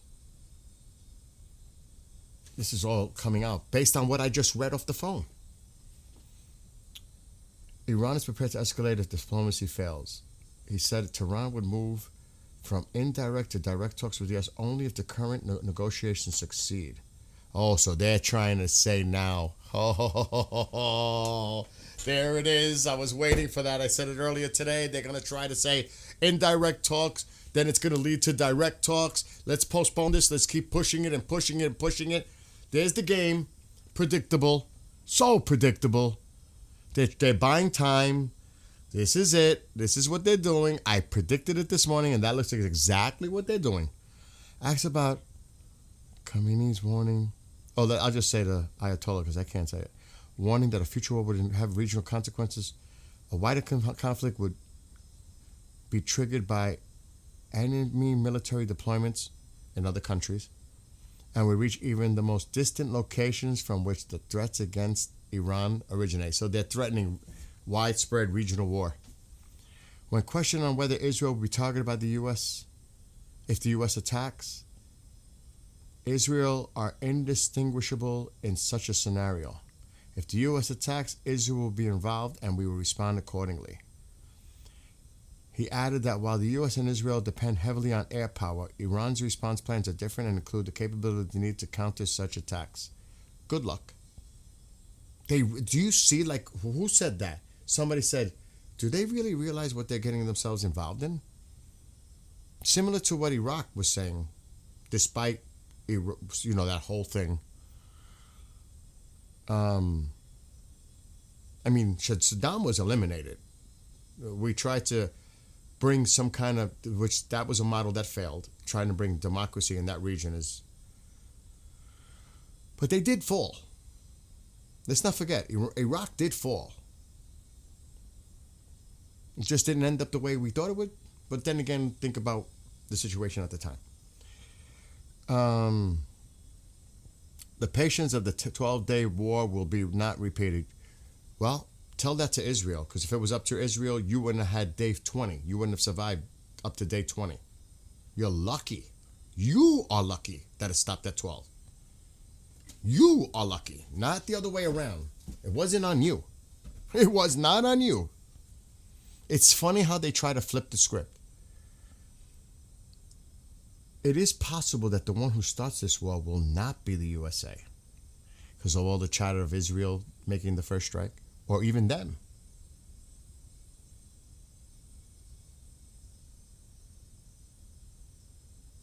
Uranium will not be transferred out of Iran. If the U.S. attacks, we will hit Israel. And I said this many times, their ultimate goal is the destruction of Israel. They're going to unleash everything. If we go down, you're coming down with us. You know that's their mentality. Trump, people are saying that, okay, that's Massey. That's all about something else. Uranium will not be transferred. Yeah, we read that. That's Massey. Okay, we said that. Oh, they warned some countries. That's what I said. They're intimidating and warning the other countries. They're trying to play that so they can have fear and put pressure on us not to do any acts. That's what they're doing. That's their game. The restraint shown during the 12-day war? will not be repeated. Didn't they fire missiles like at the last minute? We now have precise intelligence showing where real threats against us originated. We have warned some countries and made our position unmistakably clear to others. Everyone has a responsibility to prevent a wider regional disaster.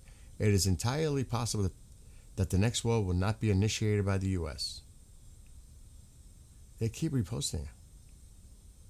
That's different. Why do they keep reposting the same thing?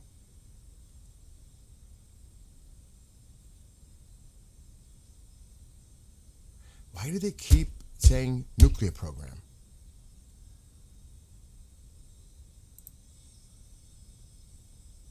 The president's been very clear from the beginning, as he was before Midnight Hammer. Iran will not have a nuclear weapons capability. After speaking at the Blue Origin facility in Florida, they can either negotiate on their front or we have other options. That's why the War Department exists. He said military action was not preferred path, but stressed readiness. He does not want to go that route, and I don't want to go that route. But our job is to be prepared, and of course we are. We're more than prepared. President Trump is committed to peace, committed to a deal if Iran is serious about making a deal. We'll see it's up to Iran.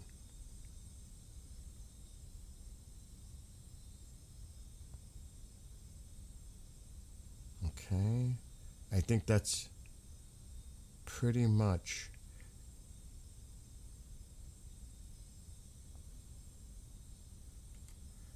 it's interesting though. That's Minnesota. So he must have, yeah, this is different now. Just some little interesting takes from that. This is not just about nuclear though. Ugh. It's not just about nuclear.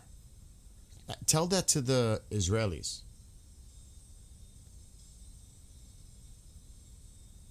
I don't think they'll be too happy. Even that's, could you imagine being in the room, a fly on the wall when that meeting happens between Netanyahu and Witkoff tomorrow? They always say that. They're strained, trying to make peace. You know, that's the narrative you're going to hear. Yeah, they're always trying to stall for time. Always. I ain't buying all that. That's just the public face.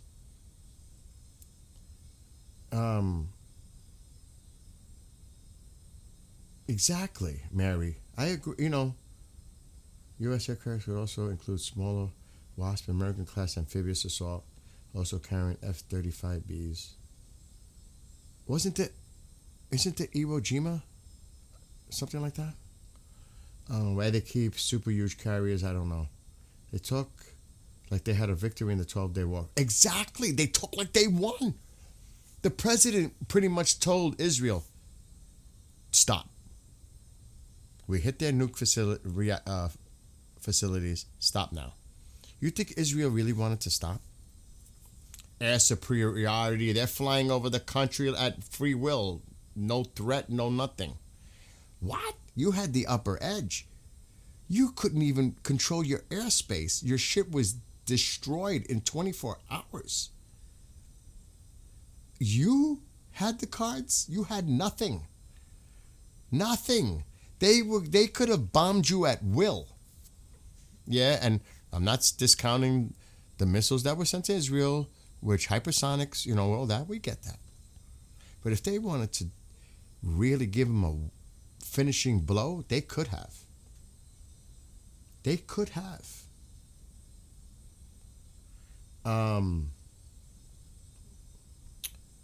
Yes, the proxies need to be gone, and the missile program, of course. Yes, that's on the table. You have heartburn? I'm sorry to hear that. I got my Tums right there. I always do. That's the hardest part of this, though. I had detainees that look like old grumpy grandpas. You never know the evil they commit unless you saw their files. Wow. Well, evil has many faces, doesn't it?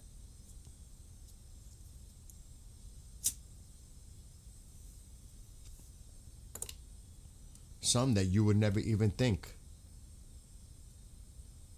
I mean, look at the things that happen here in this country. And I don't want to bring anything in, but you got some great people out there. Rest in peace, Charlie Kirk and some others. I mean, really, think about it. What the? These people could be your neighbors.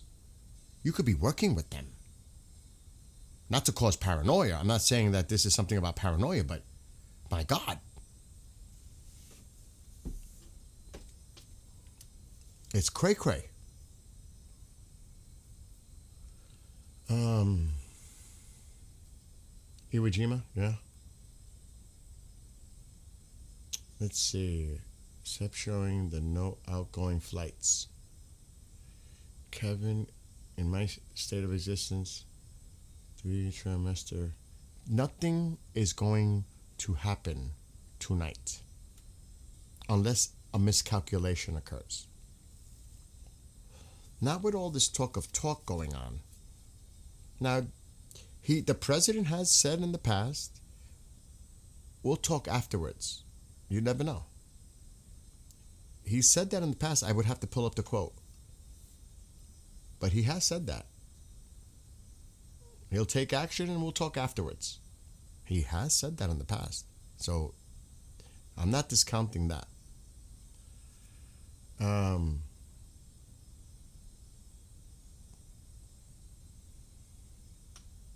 And I want to also thank all our veterans in chat and their spouses, because Tammy, there's a lot of people here. If I remember right, when they sent their missiles, only one person got killed and he was a Palestinian. Sleeping cells, yeah. And everybody focuses, and I'm not trying to change the conversation here, because I've spoke to many people about this privately, including Commander. Everybody focuses on the undocumented. Well, part of that undocumented are the people that come across that border that have the most evil intentions to destroy America. And that sleeper cell is part of it. Remember that. Poor man. I have news from some people inside Iran. They say we don't know how we should appreciate your service and work in USA. People in other nations, they just thank you. Tell them I send my love. Anavi, I try to stay objective, and trust me, it's so hard. I mean, it's so hard. And I don't want to say anything that offends the Iranian people, I fully support the Iranian people 100%. 100%. It's... And I guarantee many Americans that are in that chat do as well. Our hearts are with you too. My heart, I'll speak for myself, my heart goes out to all of you. And I hope to meet some of you in Iran someday. I hope to. He did say that, new leadership in Iran. He did. Marco. It's, again, this is a posture.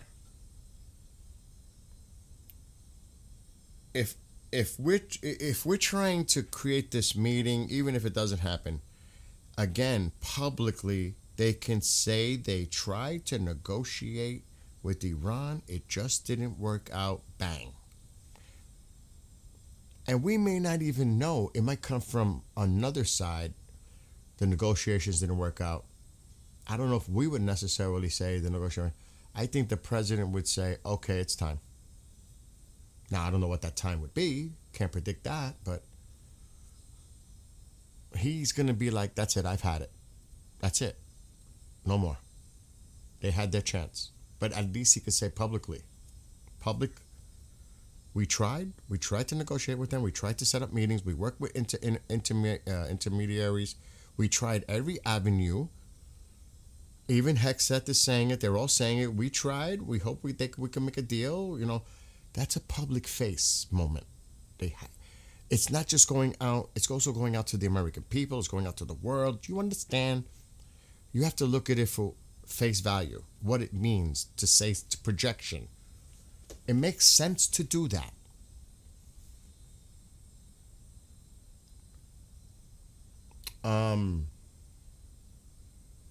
Retired 20-year Navy, current DOD civilian. Well, God bless you. You know, everybody, I want to just make this clear too. It's not just the thanks to our servicemen and women for their service, because I have family members, I have friends, I have colleagues, all that. Their families. Their families go through it too. It's, you know, their wives, their children, or husbands and children, their families, parents. It's not just the people themselves, it's everybody in their circle. We have to appreciate their sacrifices. Because it's not hard, it's not easy for them either.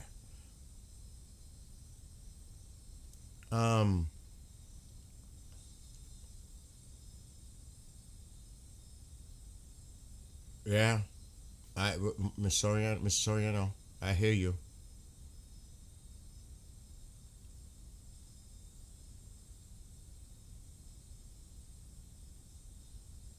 Exactly, Mark. He wants to be able to say he tried diplomacy. He tried to negotiate. And they're talking to us. We're listening. Let's see what happens. I mean, look at all the things that are going on in the background. Qatar is involved. The Saudis involved. Everybody's involved. Turkey's involved. Everybody's trying to bring parties together, negotiate, blah, blah, blah. We're trying it. We're doing this. We're doing that. We're going to Turkey. We're doing this. How much more do you want us to do? And they can say that. They tried to work intermediaries. They tried to set up this meeting. They tried to do this. A deal couldn't be reached. No deal. That's it. It's martial law, yeah. Well, then again, Navi, and it's martial law, but people are scared to death to even come out their houses to go to a store to buy bread and food and other supplies. They're scared to even go on the streets when they need to. I mean, they're in fear. How do they know they're not going to get grabbed, identified as a protester or a rioter or whatever you want to call it? They're even afraid to leave their houses, period. Just forget about the martial law. They're afraid to leave their houses, period. Because they could be dragged off. You're a rioter. Come with us. Not even come with us. They won't even talk to them. They'll just get them and take them. Or worse. Trump will talk now. Check out White House stream. Well, you could fill me in because they talk about all that. Petros, keep me posted. Is he speaking or is it the press? Let me try. Let me go to YouTube. Let me see. Is he speaking or it's a White House briefing?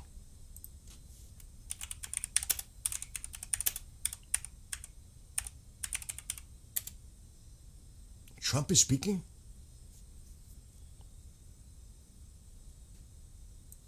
Shit, I need... Somebody put me a link. I got it. Is this true? Is this one? Is this live? Oh my God, I don't know if this is it. I don't know if this is it.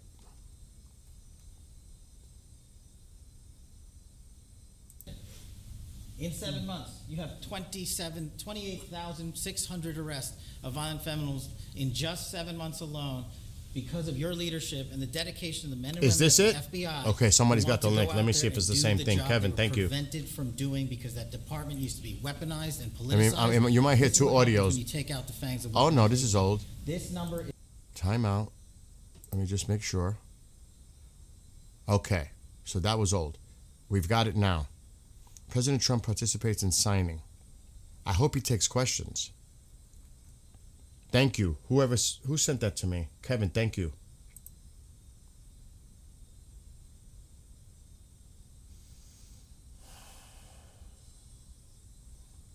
Remember, he didn't take questions during the cabinet meeting or the other signing. Yeah, Master, I agree.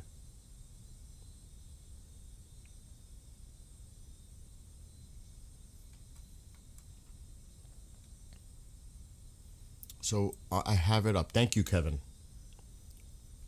So we'll keep this up. I cannot share it because it'll get copyrighted. You can hear it. I cannot share it on the screen. But then again, it's the White House. I wonder if you're allowed to play White House. Is that like considered to be something that wouldn't be a problem? You know what I mean? I don't know. Do I take that chance? I don't know if I want to be honest. Okay, I just messed this up and now I gotta fix it. This monitor is so far away from me.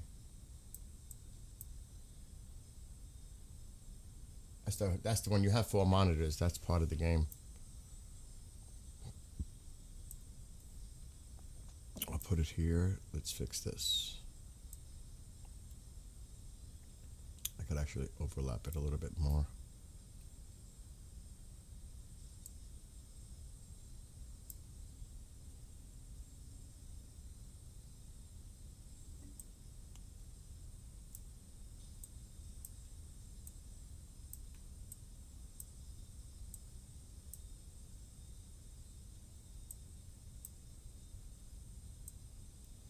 Poseidon is still out there. Look at all the C-17 movement. It's like constant. I'm going to put the audio on, so if it comes on, we'll hear it start. So we're on standby right now. And I got to call a police officer, an active detective. He's an awesome person. He's been on First 48, if you ever seen that. He's messaging me. Let me call him. So he's an active detective. He's a dear friend. Call him back. His name is Jason White.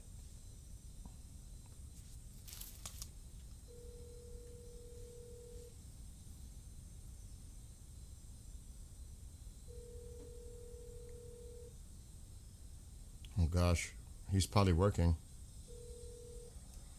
What's up, my New York friend? What's happening? I definitely want to get in touch with you. I'm live streaming about Iran right now, but Okay, yeah, no worries. we definitely got to get together because we got to start working on your intro. You know, because Yeah, I'm not in charge of that anymore, as you know. But we need I to. know, but I want you to do it because you do a good job. So what we're gonna do is, I want to set up. I mean, I could talk to them, but we need to have a private conversation about title. Do you want to keep it the same? All that good stuff. We have to go over the game plan moving forward for the show. It'd be a different name. Okay. Everybody It'd be could on Homicide. everybody could hear you, so I don't want us to talk about anything that we need to discuss private. But this is Jason White. He's a detective currently in Oklahoma. He was on First 48. What network was that on again, Jason? A&E. A&E. I always forget that. A&E. So go check that out. This man is. Have him check out my what was this, TikTok or what is this? Well, no. Right now I'm on YouTube. Oh, okay. Have him follow my Detective Jason White YouTube page. Subscribe. Free. Is it I appreciate it. is it DET or it is Detective Jason White? On my YouTube, it's Detective Jason White. Got you. And yeah, dude, we'll get the ball rolling because I'm itching. I'm itching to get the ball rolling on numerous projects. So, Perfect. what are you doing tomorrow evening? Give me a ring. What's a good time for you? Because I know you work. How about 6 o'clock? How about 7 p.m. your time? Good. I'll call you tomorrow. 6 or 6. 6 your time is fine. All right, I'll call you after 6 my time. Perfect. All right, Jason. God bless. Bye. Chairman of Ivanhoe Mines, Robert Friedland. Thank you, Robert. All right. Thanks as well to Secretary I wasn't Marco watching. Rubio, Scott Bessent, Doug Burgum, Howard Lutnick, and Export-Import Bank Chairman John Yovanovitch, along with Senator Bernie Moreno and Congressman French Hill and Bruce Westerman. Thank you all. Thank you, French. For years, American businesses have risked running out of critical minerals during market disruptions. Today, we're launching what will be known as Project Vault to ensure that American businesses and workers are never harmed by any shortage. We don't want to ever go through what we went through a year ago. Just as although it did work out, thank you. Just as we have long had a strategic petroleum reserve and a stockpile of critical minerals for national defense, we're now creating this reserve for American industry so we don't have any problems. This historic initiative will combine $10 billion in export-import bank financing with $2 billion in private sector financing, and we even expect the American taxpayer to make a profit from the interest on the loan used to start the Project Vault. It's an amazing thing. They've been talking about it for years. Other presidents did a lot of talking, but they didn't do anything. Over the past year, my administration has taken extraordinary steps to make sure the United States has all of the critical minerals and rare earths that we need. We're investing in mining projects. We're expediting federal permitting. The federal permitting, and a lot of it is Lee Zeldin, who's been fantastic, but federal permitting is such a big deal. And we're doing that. The permitting of mines and signing major critical mineral deals with countries from all over the world, and we're getting along with all of them. Every one of them, they want to be in the proper position. We're working very well with countries from all over the world. Today, we're building on these achievements with this vital new reserve, and now I would like to ask Ex-Im Chairman John Yovanovitch to say a few words, followed by our friends from business and Congress. We'll go over that, but we have some great business leaders, the best, here today. And John, if you would start it off, that'd be great. Yeah. Thank you. Thank you, Mr. President. The President gave us a very clear directive. By clear directive, it was much more of an order for us to figure out how to, for the first time in American history, create a strategic critical minerals reserve in a way that would benefit the non-military manufacturing complex. And the challenge was enormous, not simply because it had never been done before, Mr. President, but we knew that you expected us to deliver in a big way, in a way that was scalable, in a way that was designed for long-term success, and in a way that would help revitalize our domestic mining industry. But most importantly, most crucially, that it not be subsidized by American taxpayers. And so that's exactly what we've done. Mr. President, what you've announced today is a truly uniquely American solution. It brings together our capital markets, which are the best and biggest in the world, with our manufacturers, our innovators, our miners, all pitching in to make this possible. Now, these things don't happen without the best and the brightest within industry being at the table. And Mr. President, everyone wants to engage with this administration, with your administration. The key ingredient here was your call to action. Your call to action allowed us to bring together the best players in the market, sometimes the fiercest competitors, getting them to work together to come up with a creative solution. Now, in addition to our great team at the Export-Import Bank, who worked around the clock, led by Brian Greeley, Jeff Wilson, Sarah Whitten, many others, we benefited from having the biggest manufacturing CEOs, the smartest market players at the table, all looking to solve this problem.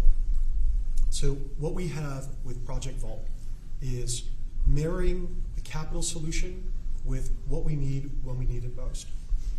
And the best part about it is that the American taxpayer will earn a return on financing the first ever strategic critical minerals reserve in history. And we thank you, Mr. President, for allowing this to happen. All of the people around us today helped make it possible. Our cabinet secretaries, our top CEOs, their teams, top market players, whether it be GM, GE Vernova, Boeing, Clarios, Google, Mercurio, especially Brian Fallick, Hartree, Traxxas, our friend Robert Friedland. All of us work together, Mr. President, to deliver this for you, and for the American people, so that manufacturers and workers all across the country can rest assured they'll have what they need when they need it most.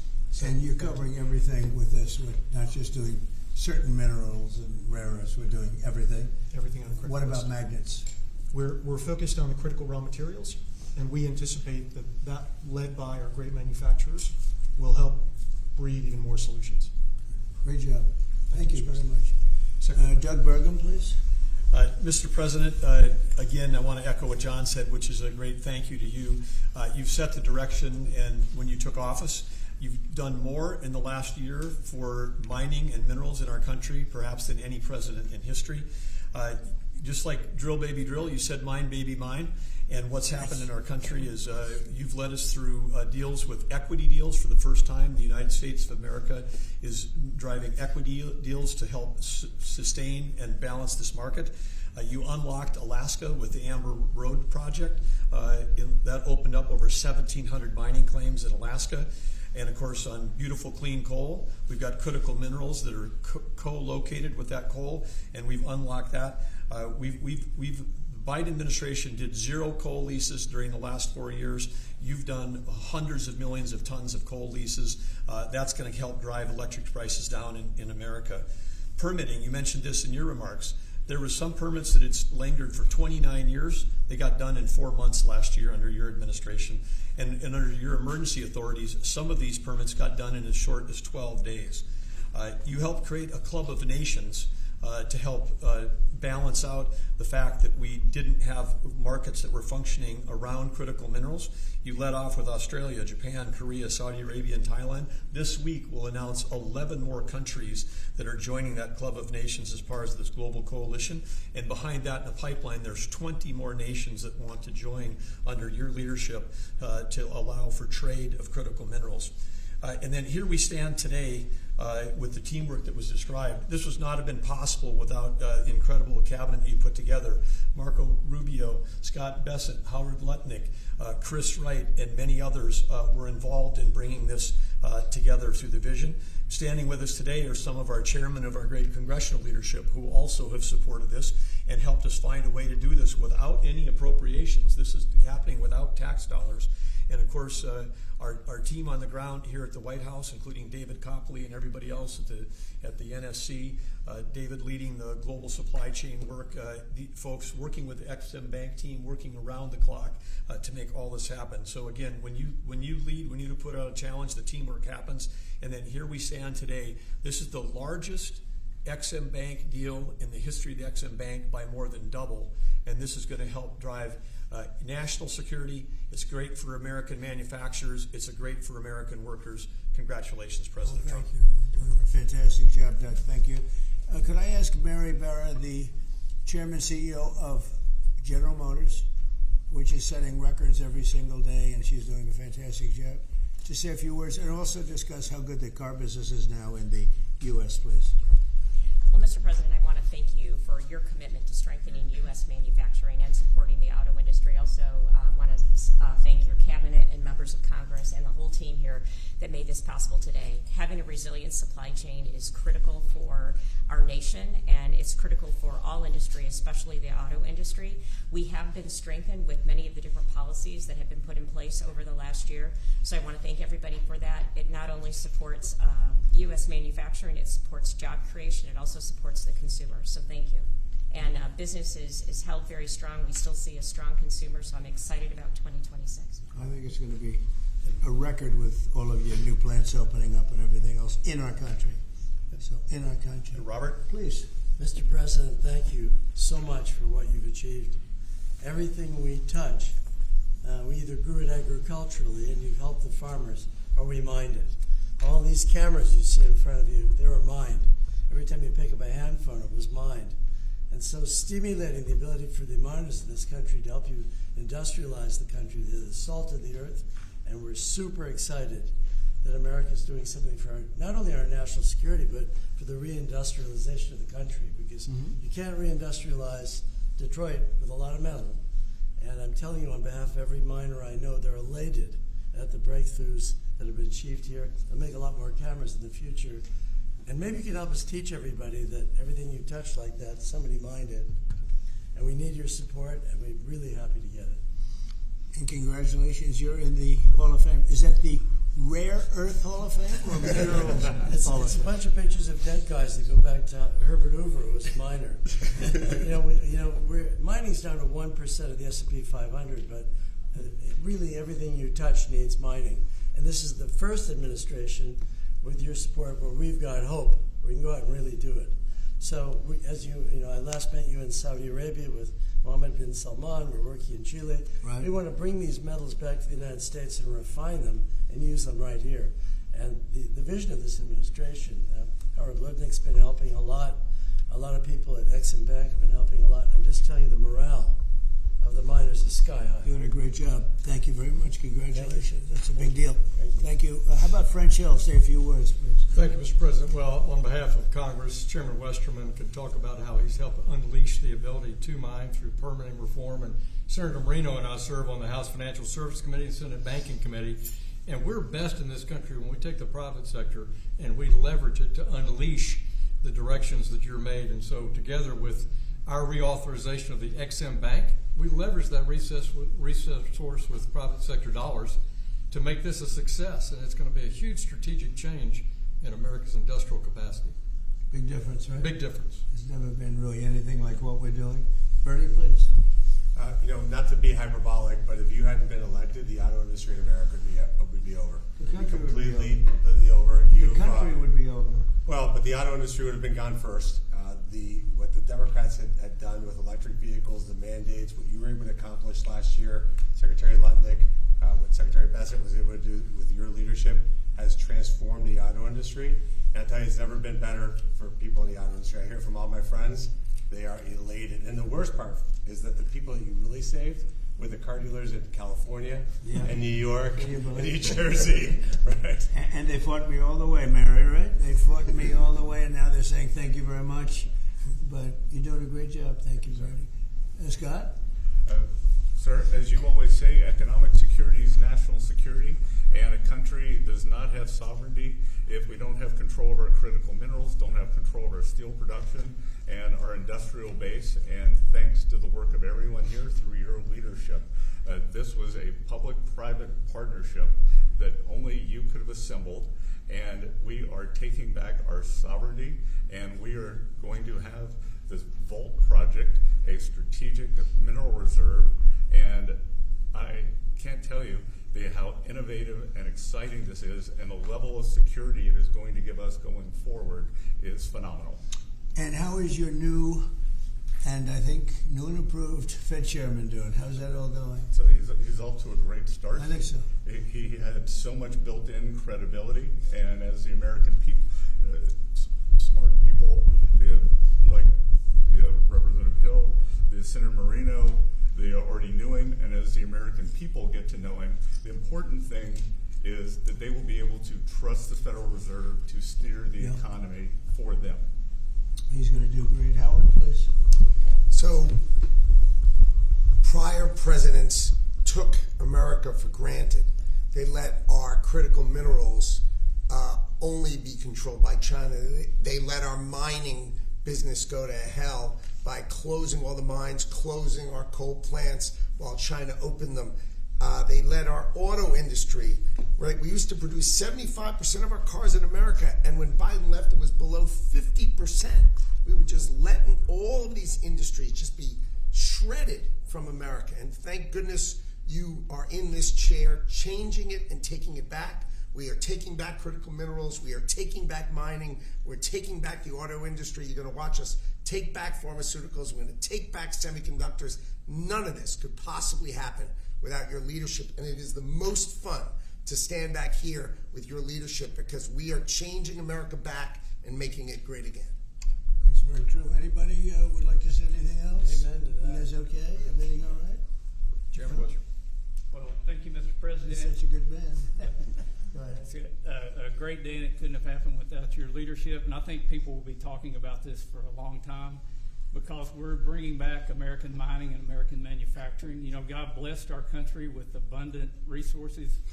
Secretary Burgum talked about the Ambler Road.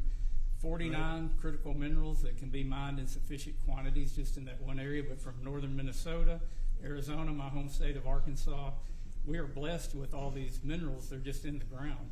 But when we get them out of the ground and not only mine them, but refine them and process and manufacture with them, it'll unleash great wealth for our country. and that'll just build on all the other successes. So thank you for what you've done. It's a great day. And how does it feel to be in the Oval Office? Is that crazy? Were you ever here? No, I've never been here, sir. but Most it's people haven't fantastic. All been. the Mary's goals. been here a little bit, right? But it's a special place. Never been so beautiful either. Yeah, questions, please. Mr. President, speaking of the Fed, would you like to see Jeanine Pirro drop the investigation into Chairman Powell to help? Senator Tillis has basically said that he's not going to really be working with the administration to help bring war. So would you like to see the investigation? No, she's going to take it to the end and see. Like you're doing a small renovation, and they've spent almost $4 billion doing a small renovation. I'm doing buildings. I built a hotel, the Waldorf it's called, and I did it for around $200 million. It's a much bigger job. They're spending almost, it could be $4 billion. I'll tell you what, I don't even see an end in sight. I feel badly for the new Fed chairman because he may not have an office for 4 years. I don't know what these people are doing. So it's either gross incompetence or it's theft of some kind or kickbacks. I don't know what it is, but Jeanine Pirro is incredible and she'll figure it out. But no, you want to take it and just find out what happened because we can't go around doing a renovation of a small little complex, very small, a couple of little buildings, and spend billions and billions of dollars on it. Something went wrong. We have to find out what it was. Yeah, please. Mr. President, thank you. Speaking of renovations, you announced you wanted to build a new and spectacular entertainment complex at the Kennedy Center. Right. Do you plan on tearing it down, and how much will all of the renovations cost? Probably around $200 million. And, it's funny, in real estate and building, I've done so much of it. I've done so well with it. You want to sit with something for a little while before you decide on what you want to do. And, we sat with it. We ran it. It's in very bad shape. It's run down. It's dilapidated. It's sort of dangerous. Things fall out of ceilings. You've seen it. And we had some big events there. We had a lot of great events there over the last year. But you can't do any work because people are coming in and out. And you have the workmen. We have a marble man over there the other day. He said, every time I put down a piece of marble, people are stepping on the marble. They don't even have time to dry. And you can't do the same quality job if you close it. And, we're fully financed. And so we're going to close it, and we're going to make it unbelievable, far better than it ever was. And we'll be able to do it properly. I was thinking maybe there's a way of doing it simultaneously, but there really isn't. And we're going to have something that when it opens, it's going to be brand new, beautiful. I'm not ripping it down. I'll be using the steel. So we're using the structure. We're using some of the marble, and some of the marble comes down. But when it's open, it'll be brand new and really beautiful. It'll be at the highest level. We can do a much better job, probably in a way a faster job in terms, because when you do it piecemeal, for instance, they have a play tonight, and you can't do anything. You have to pull out everything, and you can't have stanchions all over the place, and people are walking in to see a play. So we'll be closing it sometime around July 4th. It's like we'll close it on July 4th in order to do something great for America, and then we're going to build it. We have great contractors. We're going to build it, and we'll do it right. We're using the highest grade marbles, the highest grade everything. It'll be brand new. Tremendous Carrier's putting in the air conditioning, or I guess they're a bidder, but they're probably going to get it. Carrier. We're going to have all brand new air conditioning, heating. The steel will all be checked out because it'll be fully exposed. It's been up for a long time. But as anybody knows, it was in very bad shape. Wasn't kept well before I got there. So we're going to make it, I think there won't be anything like it in the country. Sir? Mr. President? Yeah, please. About your meeting with President Petro later this week, he's been quite critical of you since you spoke back in January after the Maduro raid. What would you like to hear from him tomorrow in terms of drug trafficking in Venezuela? What are your expectations? Well, we're going to see. He's been very nice over the last month or two. He was certainly critical before that, but somehow after the Venezuelan raid, he became very nice. He changed his attitude very much. So, I look forward to seeing him. He's coming in. We're going to be talking about drugs because tremendous amounts of drugs come out of his country. And I look forward to see. We're going to have a good meeting. Yeah. Steve? Steve Witkoff is going to meet with the Iranian Foreign Minister on Friday. What are you hoping he'll get out of that meeting? Well, you're going to have a lot of things are happening. You have Iran, and you have Russia, Ukraine, and you have the Middle East. We have a lot of things going. A lot of problems were here for a long time before I got here. We settled 8 wars, and I think we're going to I think we're doing very well with Ukraine and Russia. For the first time, I'm saying that. I think we're going to maybe have some good news. We're losing 25,000 people a month are being killed in that war, ridiculous war. 25,000. It was 31,000 last month. Think of it. Young, beautiful kids, the kids of parents, their parents. It doesn't affect us in one way, but in another way, it's 25,000 souls that if I can solve it, we're not spending money like Biden did. He gave $350 billion away. I make everyone pay. And the United Nations, they're a little bit involved, but if you look, take a look at what's happening, the countries of Europe are paying us for the weapons. So we have NATO paying, we send missiles over there, they pay us in full. It doesn't cost us 10 cents. And we make money, I guess, but I don't even want to talk about that, because what I really want to do is save those people from dying. They lose, Mary, can you imagine 25,000 to 30,000 people a month? That's like a stadium full of people every single month. And, I was blessed with something where I can get these things done. Got 8 of them done. I thought all 8 were going to be more difficult than this one. I thought my relationship with President Putin would give us a, much easier road. But there's tremendous hatred between Zelensky and Putin. Tremendous hatred. I mean, it's a shame, but it's taken longer than we thought. I did call up President Putin, and he's agreed. He's put it out to. They have the same cold wave that we do. Maybe different because it's pretty far away, but it's the equivalent. And Ukraine's a very cold country. It's much colder than us. It's colder than, they say, on average, it's Canada or colder. And on top of that, they have a tremendous cold wave. And I asked him if he wouldn't shoot for a period of 1 week, no missiles going into Kiev or any other towns, and he's agreed to do it. So it's something. What about Iran's nuclear program? Do you think Mr. Witkoff can do the deal on that? Well, we're talking about that. We have ships heading to Iran right now, big ones, biggest and the best. And we have talks going on with Iran. We'll see how it all works out. Mr. President, we'd like to speak with Mr. President, the Pentagon released National Defense Strategy last week, and it says... Where are you from with that, NASA? I'm from Europe. Good. From Lithuania, Baltic states. Good. National Defense Strategy says that U.S. will provide critical but only limited support for European defense. What does that mean, limited support? Will U.S. still provide... Well, we get along very well with Europe. I do. Because, don't forget, I got the GDP lifted from 2% to 5%. Nobody thought that could be possible. And they're giving us a lot of that money. We have the best military equipment. We're selling it to NATO. But I get along very well. But Europe has to be careful because... there are those that say it's no longer recognizable between immigration and energy. It's there's so much potential. In UK, you have the North Sea oil, and they basically closed it down. And then they buy energy from Norway, which is the North Sea oil. So you figure that one, and Norway's got trillions of dollars.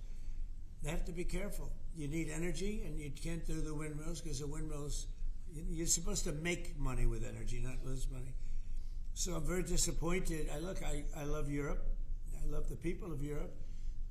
And they have to be very careful. They're at a tipping point. You have tremendous immigration problems and you have tremendous energy problems. It's a bad combination. Mr. President, thank you, Mr. President. Kristi Noem just announced that you're deploying body cameras to Minneapolis. What's your thinking behind this decision, and do you want to see this? Well, it wasn't my decision. I leave it to her. They generally tend to be good for law enforcement because people can't lie about what's happening. So it's generally speaking, I think 80% good for law enforcement. But if she wants to do that, I'm okay with it. Remember one thing: we closed the border.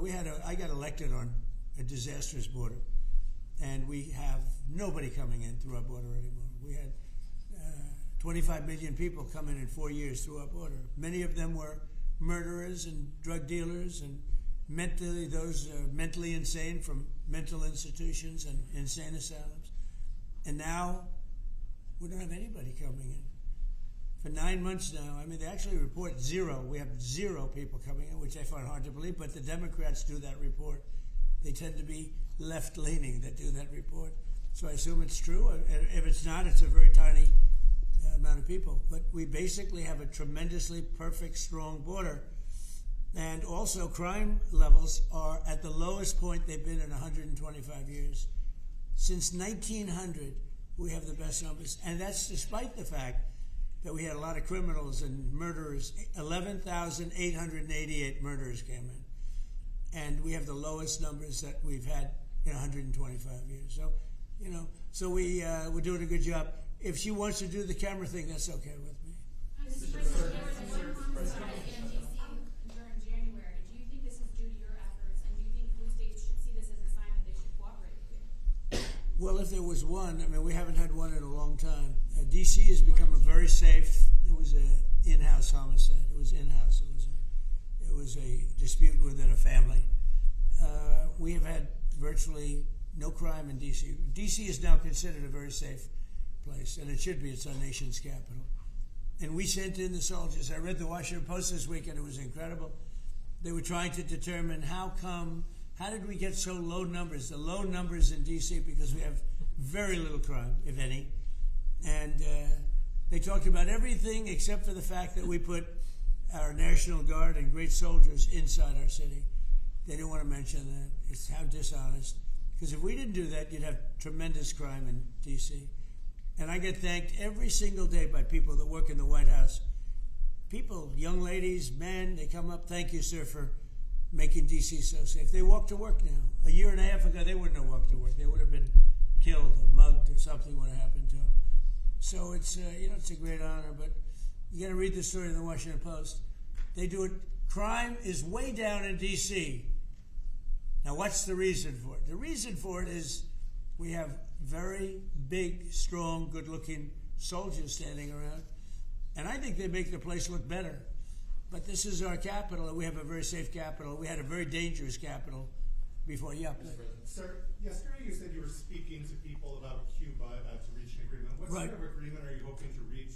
Is that with the Cuban government? Well, it's a What would you failed like to see nation from now, and they're not getting any money from Venezuela, and they're not getting any money from anywhere. It's a failed nation. Mexico is going to cease sending them oil.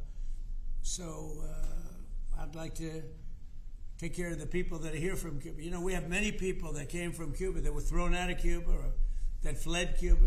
They came over on rafts. They went through shark-infested waters. I don't know how they did it.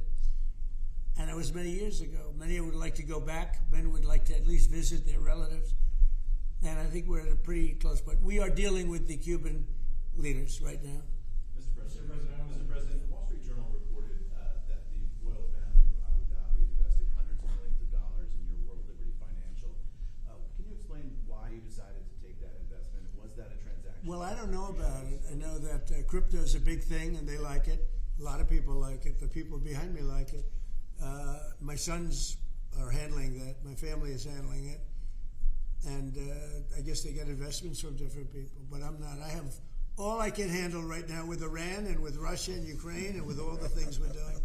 So I don't know exactly, other than, I'm a big crypto person. I'm the one that probably helped crypto more than anybody because I believe in it. And the reason I believe in it is because if we don't do it, Scott, I think we can say then China's going to do it. Right?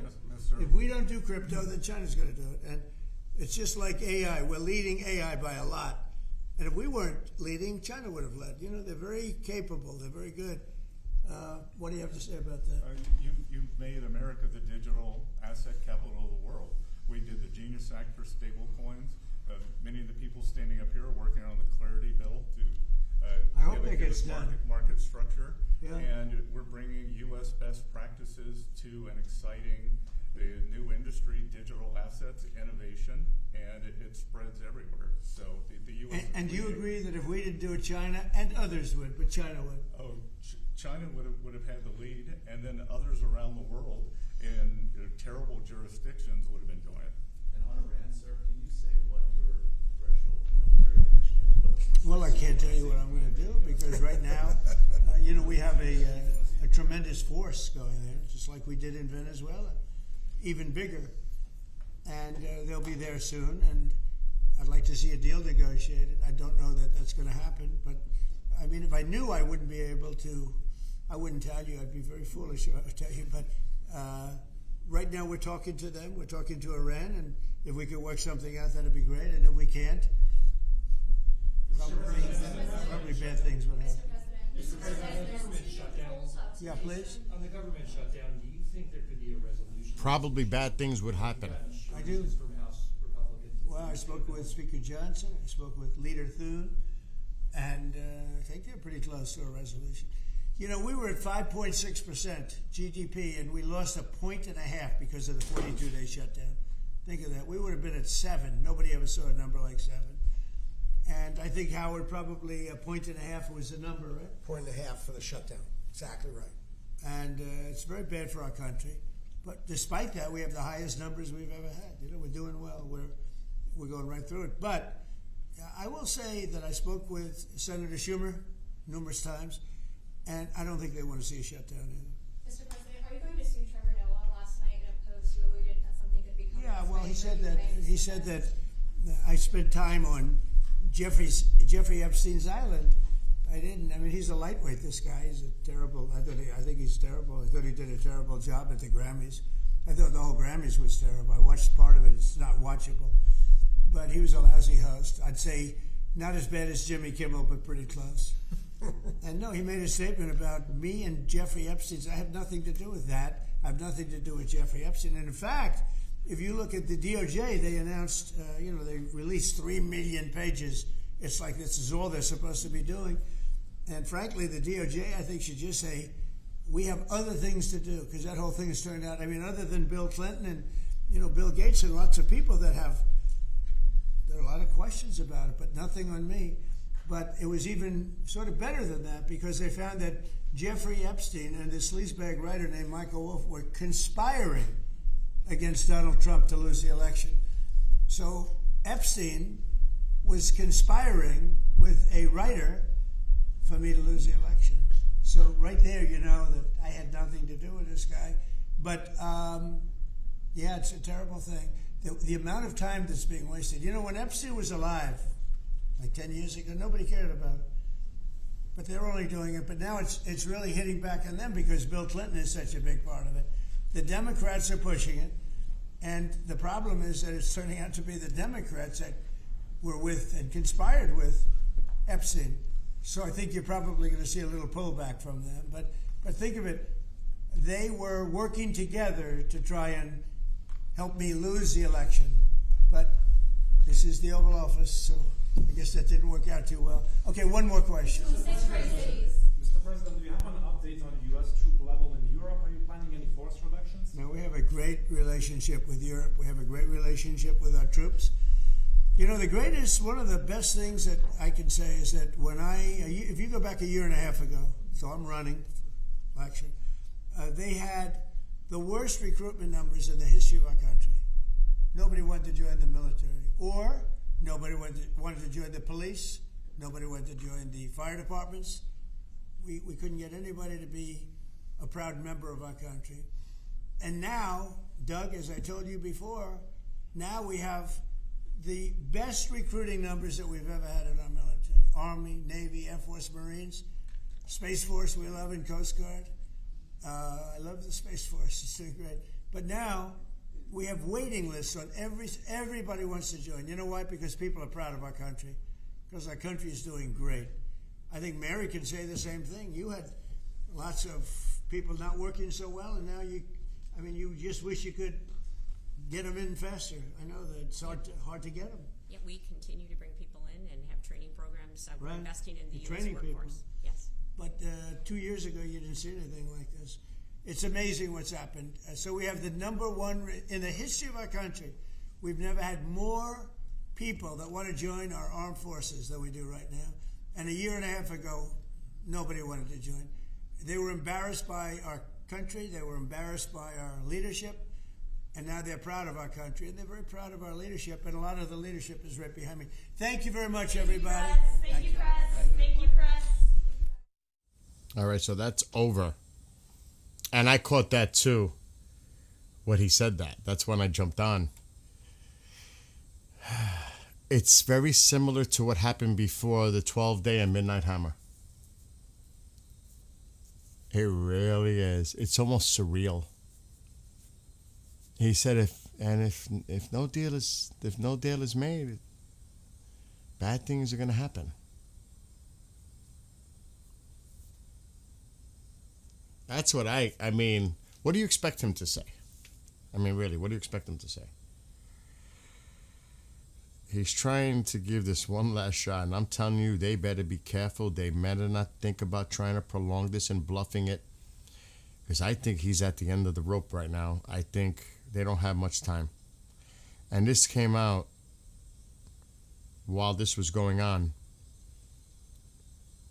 Ali Shamkhani, senior advisor to the Supreme Leader, one of our conditions for negotiations is that it must be limited to the nuclear issue only. We can discuss reducing enrichment from 60 to 20%. But there will be costs. There will be costs. You think you're in a fucking position of negotiating that? There will be costs. The negotiations must be rational, including avoiding threats and unreasonable demands. And they just quoted what the president just said. Just literally. And then his comment is, the Iranians are trying to teach the U.S. the art of the deal. The last time they did so, the 12-day was started. The 12-day war was started. Then they just said, literally, what we just seen, Trump on Iran. We are talking to Iran now. If we can work something out, that would be great. If we can't, probably bad things will happen.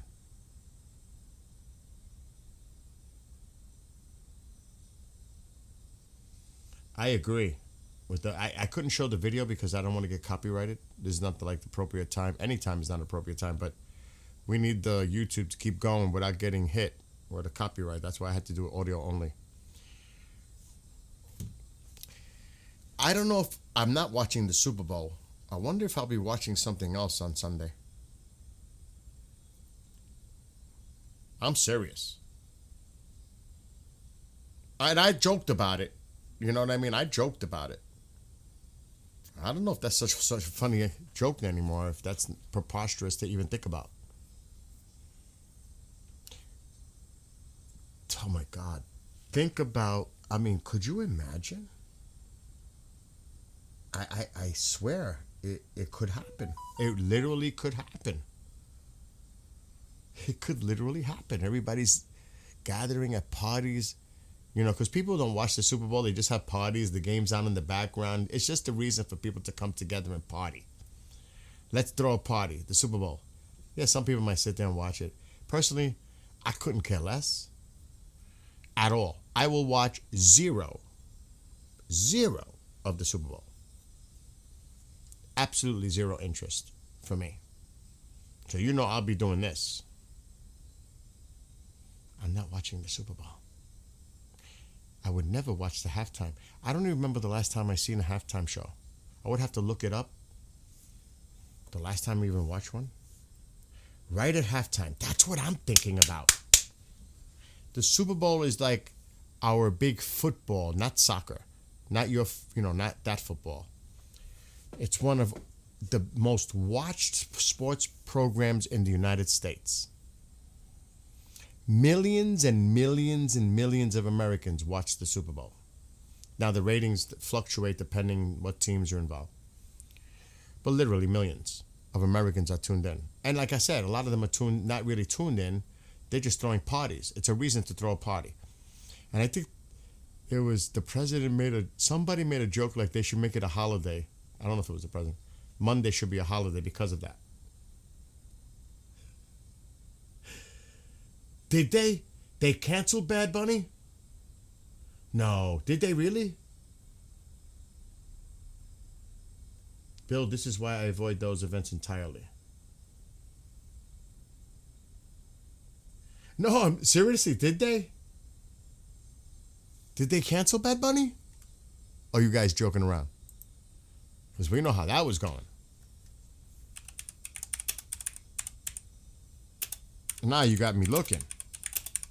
I think we might have another thing to be watching instead of the Super Bowl.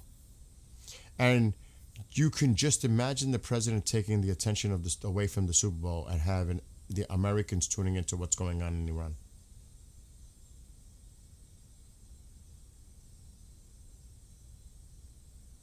No, he doesn't like Bad Bunny. But that's what I'm saying. That's exactly what I'm saying. He could totally drive all the traffic from the Super Bowl I mean, he could do something Saturday, like morning our time, which would be nighttime, or Saturday early afternoon, or even mid-afternoon in Iran. That would be Monday morning. But that would be our Sunday afternoon. And say, I'm going to address the nation at 8 p.m. or 9 p.m. Bye-bye Super Bowl. Bye-bye. Do you see what I'm saying? Bill, can you explain it in words that I can understand? Oh my gosh.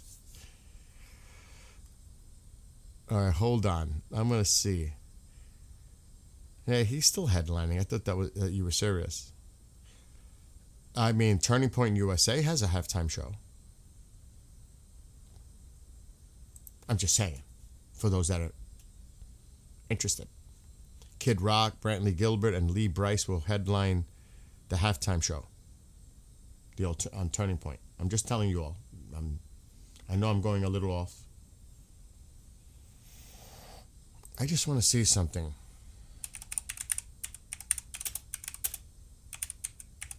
I want to see the last time I actually watched the halftime. It's been a long time. Long time. Here we go.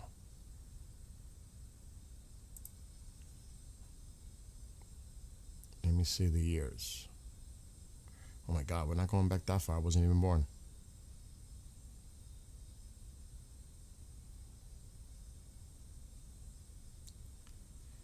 Yeah, Phil Collins is not well.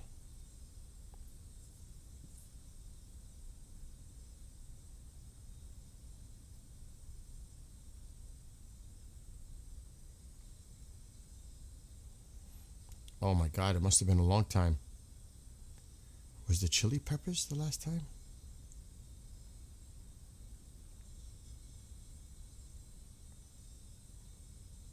No, that can't be possible. Oh God.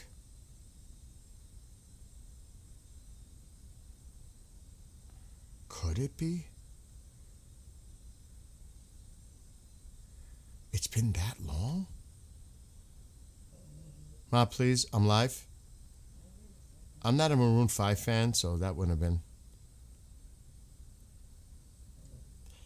Oh my God. Was it Coldplay? Oh my God, it can't be that long ago. I don't remember seeing Lady Gaga.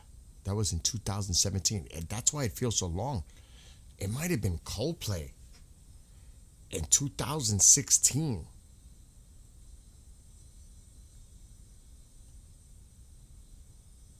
That might be the last time I seen. Wow, look how the bands used to be. The Who, the Stones, Tom Petty. Prince was good in the rain. Paul McCartney. I mean, those were the times I actually enjoyed it. The Chili Peppers in 2014.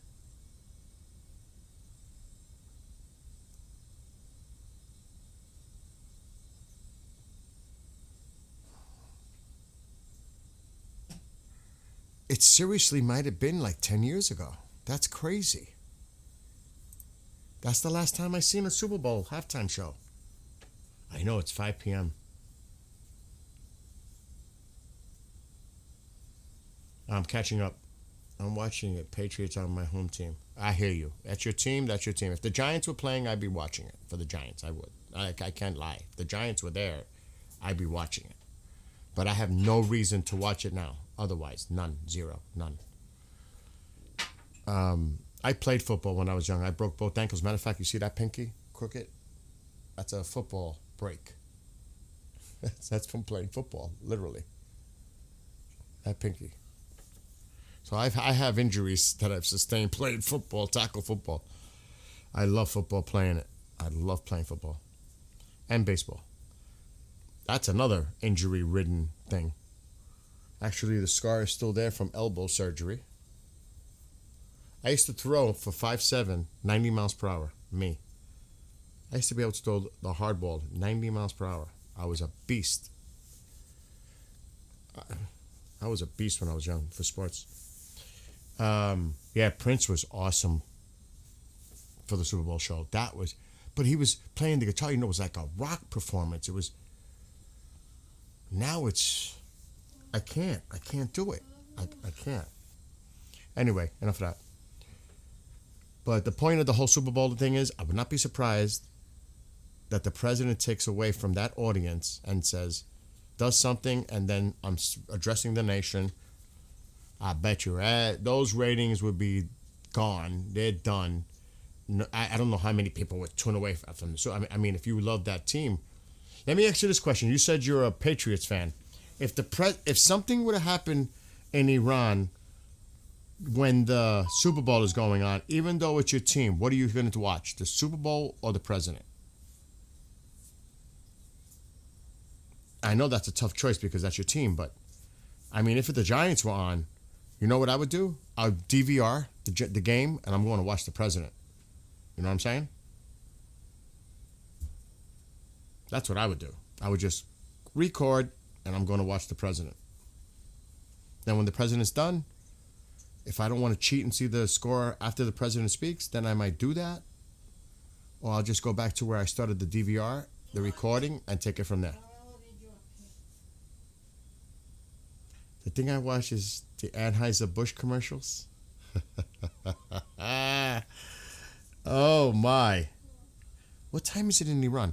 Alexa, what time is it in Iran? The president. There you go. See? It's currently 1:41 a.m. in Iran. It's 2 a.m. Though there really isn't that much traffic. Now, that's not unusual, but it's light. See, when you see this coming in, you know the traffic. So I will say this. I say there is, unless there's a miscalculation, 0 chance tonight anything happens. 0. That's just me. 0.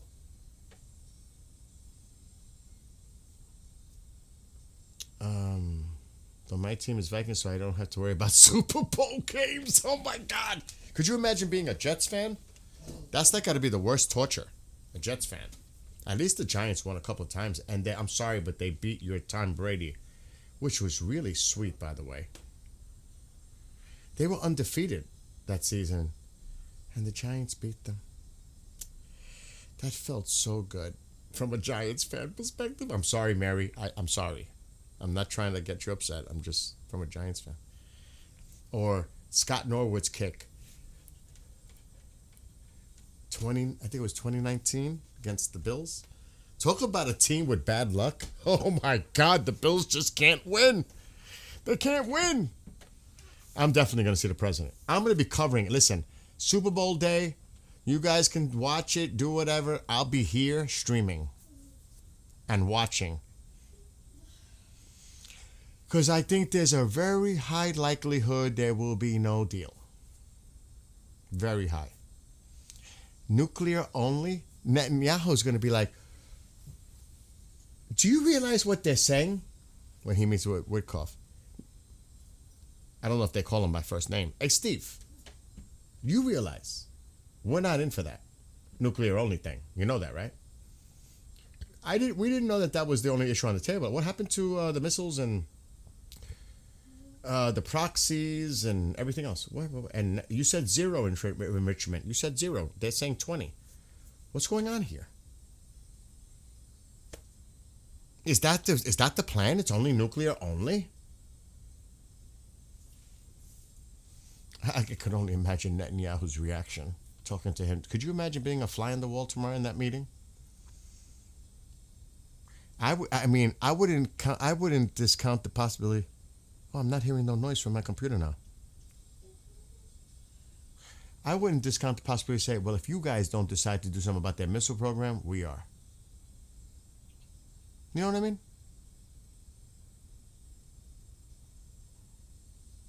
I mean, really. Hey, they're not feeling that. Can you imagine the Israelis like, so you're talking nuclear, what about the missiles? What about the proxies? What about the regime staying in power? What about the Iranian people?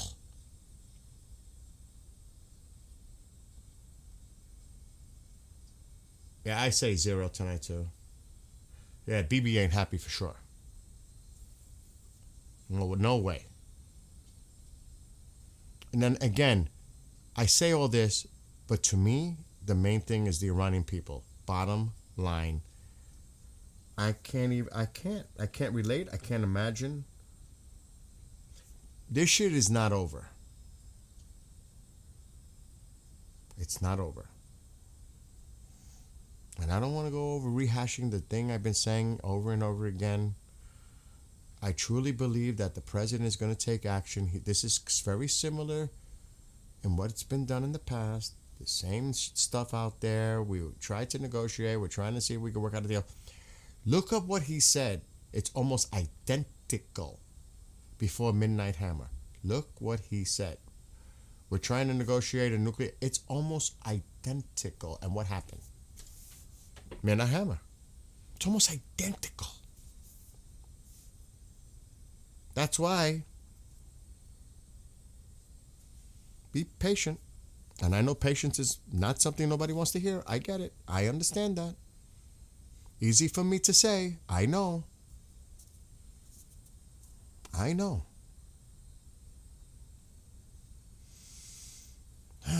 Tusi said Super Bowl day 2? No. I may have stepped away. I didn't hear that part. Because in this house, it's a little disruptive. Sometimes things happen. I have to walk away. And maybe I forgot to pause him,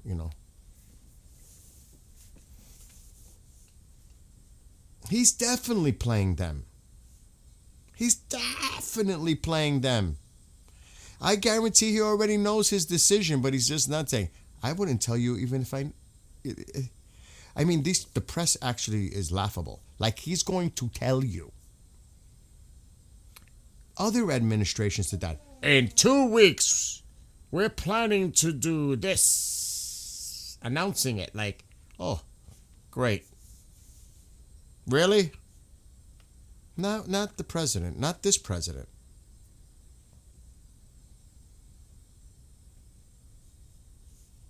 And, and again, okay, let's look at it another way, okay? And this is totally looking at it from a totally different perspective. How many times did he mention Biden? I don't know if he said Obama. I wasn't really. Do you think he's a person that projects strength and power, not weakness? And Lindsey brought up that it's an important point. You may not like Lindsey Graham, but he brought up a valid point because that's my point. Do you think he wants to be brought up in the same sentence as Biden or Obama with red lines? Do you really think that that would be like sacrilege to himself? That is like, hell no. That alone tells me he'll take action. There's no way he wants to be mentioned in the same fucking breath as Obama and Biden.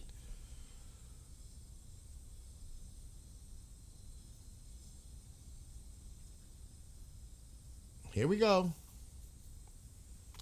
And remember what I said earlier. Remember what I told you all earlier. And I'm not trying to convince you on anything. On social media, this is exactly what Tusi said. Totally agree. On social media and on podcasters' platforms, you will see certain narratives to touch nerves with the MAGA base, trying to say things that make you want to say no more wars. It's not our problem. Think of what happened in Afghanistan. Think of what happened in Iraq. They're doing it on purpose, so to try to sway your backing of the Iranian people. Do you understand that? You do understand that, right? They want us to react that way and say, you know what? Is Iran really worth it? They want to dissuade the American public from having any sentiment about what's going on in Iran. That's a ploy. They're trying to work our opinions and our feelings and our passion about the things that, maybe he ran for, or what we want. We don't want no more wars. We don't. The American people don't want no wars. We don't want to get involved in conflicts. It's not our business. That whole thing, I get that. But they'll play that to their advantage. They'll play you to do that on purpose. Do you understand? They'll throw Afghanistan in there, Iraq, to make us think. You want another Iraq? You want another Afghanistan? Do you see what I'm saying? Just be mindful of the tactics that they're going to use, because they're out there, and they might sound, hey everybody, and they're pretending to be like they're trying to get in and sway. Remember that. So, and they are directly attacking MAGA on social media, especially on X. And I will not share that. I will not be part of their propaganda arm. They're using Epstein on steroids right now on X, especially, to attack the president. It is absolutely insane, the stuff they're doing right now. It's all coming from them. Be mindful what the game is going on right now on their propaganda side.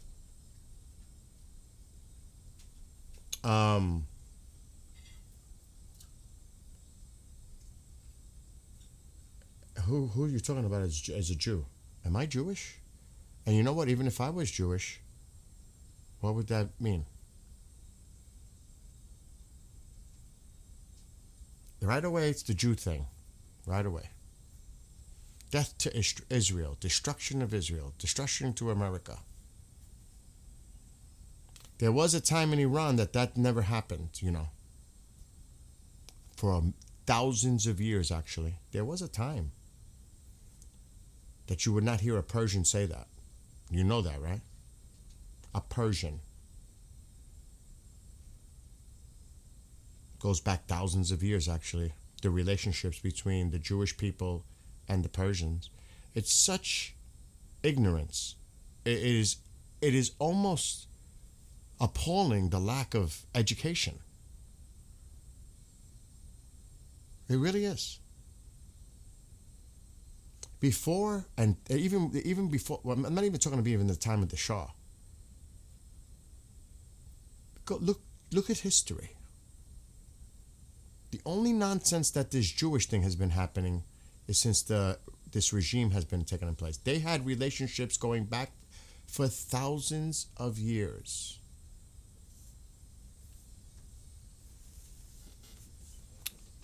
I say ban the person. Whoever's a mod, ban him. I don't have time for this anymore. I don't even have time for it anymore. Especially when you go after person and the Jew. I can't stand that. Right away, you know where that is. That's to me, that's insulting to the Jewish people, the Jews. Because, I'm not going to tolerate it no more. I'm not going to get bite into the rage baiting and coming in here try to stir up shit.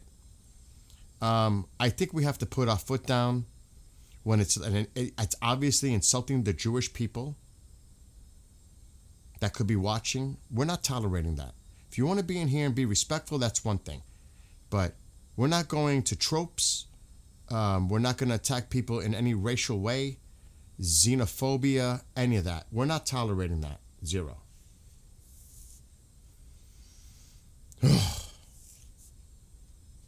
Anyway, not really. Angel, the only thing is that there's talk about a potential meeting in Turkey on Friday with Witkoff, and some other countries are going to be there with Iranian delegate, officials, whatever the hell, to see if a deal can be made. But the Iranians are saying it only could be nuclear related. Nothing else is on the table. They're not going to talk about the missiles. They're not going to talk about the proxy support and everything else. Israel's like having a meeting tomorrow. Well, hell no. We have 3 points that you have to bring up. The 3, the missiles, the proxies, and nuclear. And that's from the Israeli perspective. I would hope that everything that's gone in Iran is brought on the table. Like the immediate release of all those that have been detained as rioters.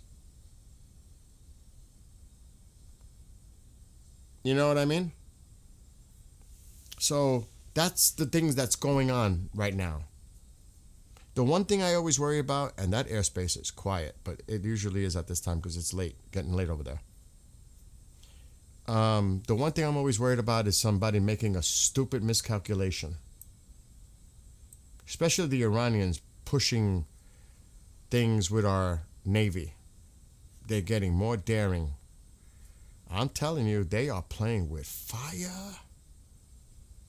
Do they really realize what kind of fire, literal? I mean, do they realize? I mean, really? I mean, once I was cleaning, Mom knows the story. I was cleaning out a birdhouse, and I got stung in the face by 3 hornets. You are stirring the biggest hornet's nest that you don't even realize. I mean, it's insane, really. It's on an insane level. Qatar has grounded all flights? Really?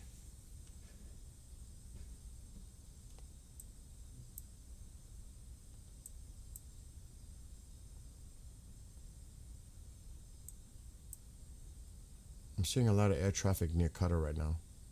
But that doesn't mean there's still a lot of shit going on in their international airport. Lots. Now, these could all have landed. Looks like China.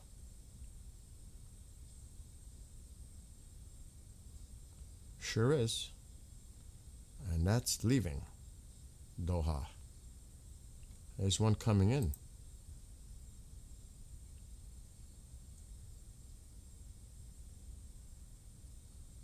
So I don't know. We'll have to keep an eye on that if there's other traffic coming in and out of Qatar. It looks like there's another one coming in. Oh, that's going to Riyadh. Okay. We'll keep an eye on it.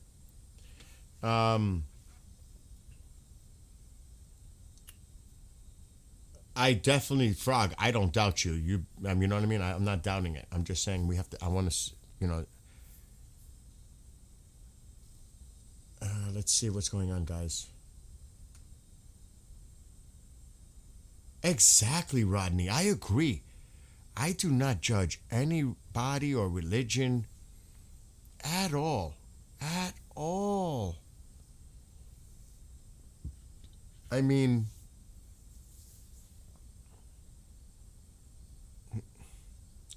that would be so hypocritical as a raised a Catholic. And we know, like, look at Ireland, what they went through. Right? I mean, you know that whole deal, the IRA, all that.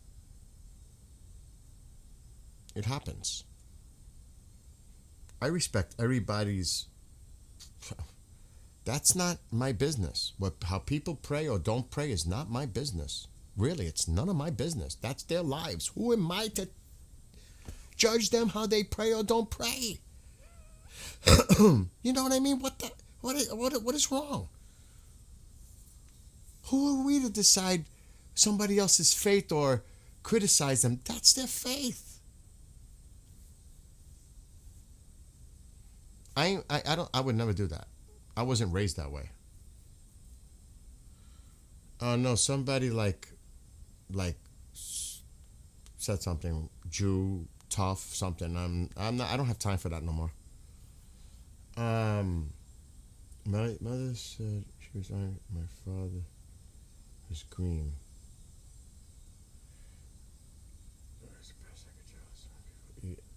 Oh, the tailgate party foods? We do that. We used to do that in concerts. Then again, there was a lot of other stuff going on in the concerts too in the parking lot.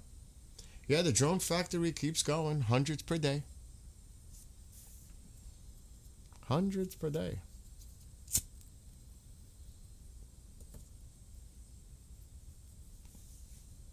Yeah, you know something, Tammy? That's a great idea, too. I actually might do that myself later on tonight. I need to step away and clear my head and like maybe do something different just to digress and, you know,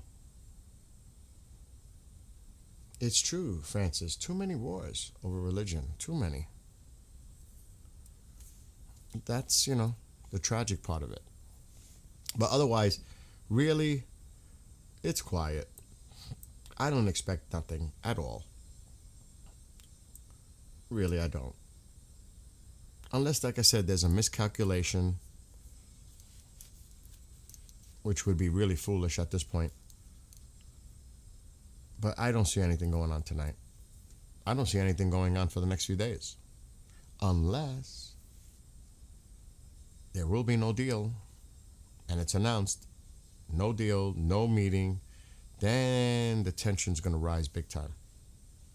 Then we're all going to be like, okay, when does it happen? Like tonight. It could happen tonight. It could happen now. It could happen tomorrow. There will be no meeting after all in Turkey. That changes everything. And the president's going to be like, really? They canceled? They don't want to meet? Okay.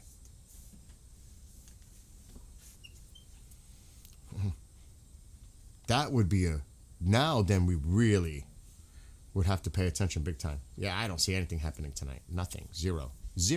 I don't even say 50-50. Zero.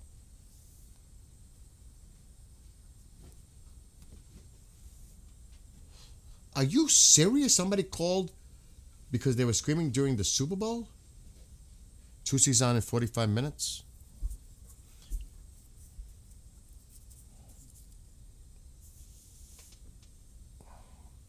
And look, I've heard this stuff. Is Tussi using clickbait? And he's even addressed it.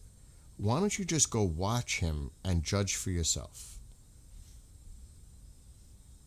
Instead of judging it like the book on the cover, why don't you take the time to watch what he's talking about and then make the judgment? Because I've heard about that too. Is Tussi clickbait? Is he for real? Well, why don't you go watch and find out yourself? It was your ex-mother-in-law? This is live, AKM. It is. But one is not, I'm not on Iran right now. I'm not focused on that. This is, did I just see a Russian plane? I could have sworn I did. It's active. There's a lot of Iranian planes. One, there's two. I saw another one. Might have landed already. There's still air traffic over Iran. UAE. What the heck is that?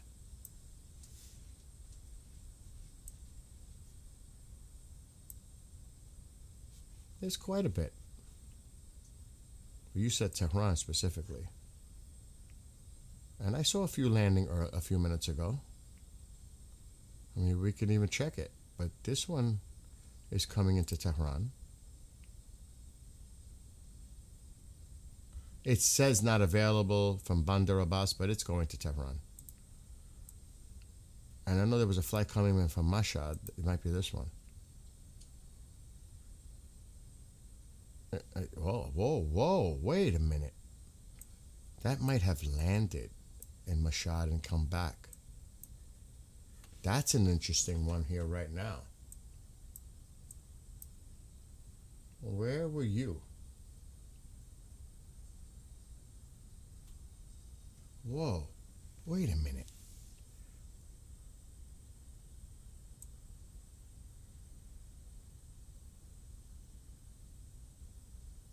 This one may have made some rounds.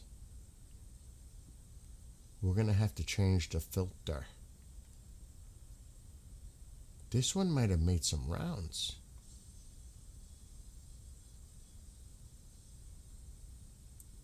Do you see that?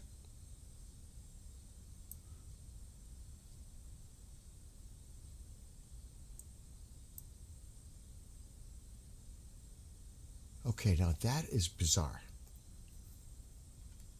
That is a little bizarre to me. Not for nothing.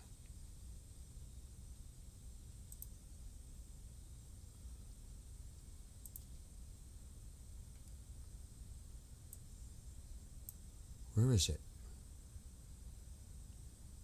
Which is the one I was just on?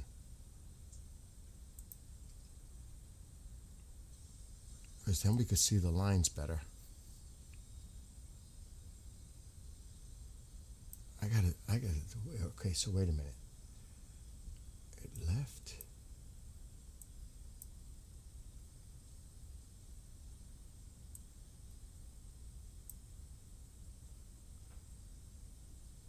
I would not be surprised this landed here. Look at the lines.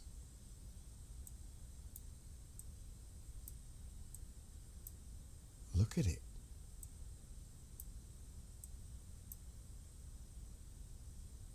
And you could see it went there and came back. It might have stopped here. I'm not so sure about here.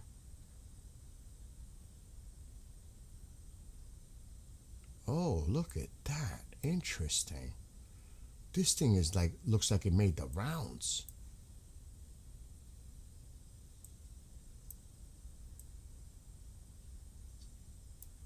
And then to Mashhad. And now it's heading back to Tehran. Is that interesting or what? What? You heard 2 explosions at 12 a.m.?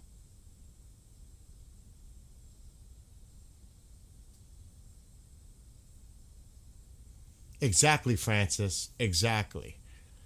But, you know, I've heard the BS. You know what I'm saying? It might not what it's broadcasting to. Absolutely. Deborah, I said that earlier. A bunch of us were talking about the Super Bowl. We said the same thing. It might be an Airbus, yeah. I'm just saying this is peculiar. That's what I'm saying. I'm speculating. I have no evidence. You know, I'm just saying. I know my friend Bob likes this map view better, because I saw his comment. They may not think I'm paying attention, but I pay attention. Oh, I pay attention. They may not think I'm paying attention. You know, I can lurk too. I can lurk too.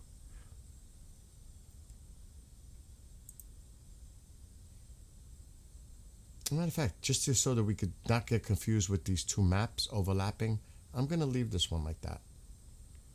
So there's a contrast difference. So Tusi's live at what time? And AKM, please be safe. Prayers to you and your family and everyone in Iran.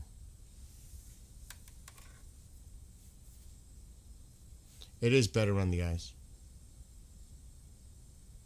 It is. Matter of fact, I should just do it.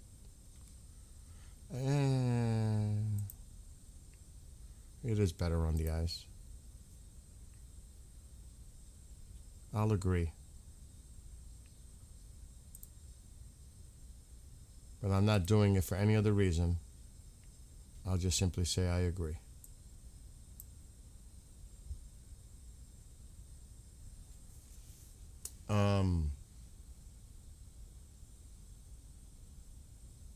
Do you think the Olympics will play a factor? Oh, that's a good question. That is a really good question.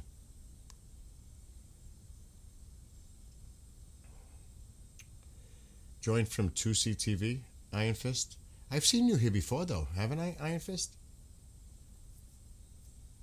I could swear I've seen you before. Well, it's, like I said, people could reach whatever conclusions they want. All I say is, if it wasn't for people like Tusi, Golden, Armin, I personally wouldn't have the commitment, the cause, the passion, everything else that goes with it to do what I'm doing right now. It is because of them that inspired me to do it myself. I have to give that credit. It's the absolute truth. It really was. It was actually Tusi. If I was to be honest, it was Tusi. And, they're both directly connected with their heritage to Iran. And I said to myself, you know what? It'd be good if other people did it too and show global support. An American. You know what I mean? To bring the global community together. That's what I was thinking, it's great that they're doing it. He's Persian. They're Persian. They're Iranian. His father's in Tehran. Could you imagine he's there in the UK for the time being, knowing his father is in Tehran? That would be like if my mother was in Tehran. That would drive me nuts. It would drive me nuts. The worry. I mean, he may not show it, but my God. And, I'll say it again. For him to do that yesterday takes a lot of courage, inner strength, and a pair of cojones. Because he's dealing with direct threats. It takes, how many people do you think about it, really, would have the guts and the courage? Especially, he's got over 1 million followers. And they're watching him, literally, And for him to continue the cause and do it, that says a lot about that man's character. Because that would be like me. If my mother wouldn't like the idea. Because, she lost one son. She's very protective on me. I would be out there too, and I'm an American to show my support. But, he's got to leave the UK and probably go to the Sunshine State. Because of the situation in the UK. Because that's like a hornet's nest in itself. And France, and some other places in Europe.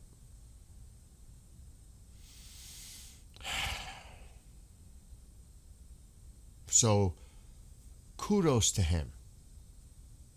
Really.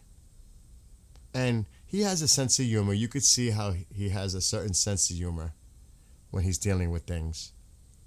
He's a human being. And I feel for him. And like I said to my Iranian friends in here, Sep, and of course, one day I hope to go to Iran. I'm really serious about that. I am really serious. And remember when you said, when someone put in a super chat, it was actually, her name was Francis. And do you remember the Skywatcher comment? He probably won't, because he says, that's like me. I deal with so much stuff. I don't remember what I did yesterday. And names, because I work with my job, I deal with so many people. It's hard to remember. You remember the person Skywatcher? Well, that was me. And go hang out at Tusi's Pub or Tusi's Tavern or whatever. I know. I saw the video about that. There is a video. At 5:15. So he's live in less than a half hour. Yeah, I've been watching Goldie and Armin. For those who watch Goldie and Armin, is it not hysterical? Armin makes me crack up. I'm telling you, with his facial expressions and when he starts laughing. I mean, I start, and you know the video, guys. You know the video with the mariachi. For those that have been really watching for some time. Well, you know they came out with another one today, right? Oh, it was yesterday. They came out with another mariachi. Did Goldie show it yet? And Armin? They came out with another one. Oh my God. I mean, you can't even make this shit up. It looks like, I said, like an Austin Powers movie game show part. It looks like something you would see in a comedy movie spoofing thing. It's so bizarre that it's real. I mean, you can't even make it up. He makes me crack up. And then when he starts to translate and he knows he's saying cuss words and he's saying them, and then if he gets a little nervous when I hope Goldie's not around because she doesn't like to cuss. And okay, I'm done. Goldie's back. Oh, he makes me laugh. Armin makes me, oh man. I swear, like many of us, because I watch it on my big TV on YouTube. I don't see chat or anything like that. Like when I go to see, the only reason I knew that there was a mention from Francis in a super chat is because I seen it on the screen. I don't see chat on my big TV. But I said, oh my God, Skywatcher. Francis, what did you do? I was like, oh shit. Right? Armin is funny. Oh my God. I mean, and he knows his stuff. He's really good at what he does, by the way. I'm just saying, the funny part, but he's good at what he does. They both are. They all are. I don't know if it's this one. Hold on, because I'm gonna go and watch Tusi. Look. تو دهنی خورده و جواب Here it comes. بار اول کی بوده؟ Listen for it. بار دوم کی بوده؟ ایران. سر به سر کی دیگه نباید بذاره؟ ایران. آقا داره میره بالا. لا حول ولا قوة الا بالله. وای. که وقتی میگن خیبر شکن تو اولین تستش یه چادر 6 نفر زده وایزمان کاری نداره بخواد بخوابونتش. یکی از زمین بلند شد، از تاد رد شد، از پاتریوت رد شد، از گنبد آهنین رد شد و رفت نشست تو اون نقطه‌ای که بهش گفته بود. تو میدون و مستندا رو که نگاه میکنی و مصاحبه‌ها رو نگاه میکنی اقرار میکنن که اسرائیل خیلی نوب بوده. حالا سر این خاکه با کسی تعارف نداری. چه میخواد؟ سگ هار منطقه. I was waiting for one of them to like sit on the rocket and light the engine, like the other one with the drones. They're standing behind it and his hat flies off. I was like, this is like a comedy skit. I can't. And then you see them on the top like a game show. It looks like panelists in the Gong Show. It looks, it is so fucking bizarre. It's cray-cray. I mean, and to think that this is actually real. اسرائیل باشه چه اربابش امریکا باشه. در جنگ ز دست آمد و از سپر افتاد در جان و دل لشکریان این خبر افتاد. I want to go and get the gong, like the Gong Show. Bang! I mean, oh my God. علی بوده و تا هست علی هست بال علی هر که در افتاد در افتاد. But can I just play that music again? They didn't go crazy with it because this is a clip. Wait. I got to do it again. That mariachi shit. دهنی خورده و جواب قلدریشو دیده. بار اول کی بوده؟ بار دوم کی بوده؟ ایران. سر به سر کی دیگه نباید بذاره؟ ایران. آقا داره میره بالا. لا حول ولا قوة الا بالله. وای. I can't. It's when the rocket is lifting, you hear the music. Like, what the fuck is that supposed to mean? The rocket is coming up. That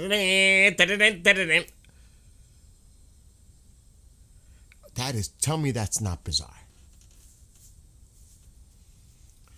I mean, oh my God.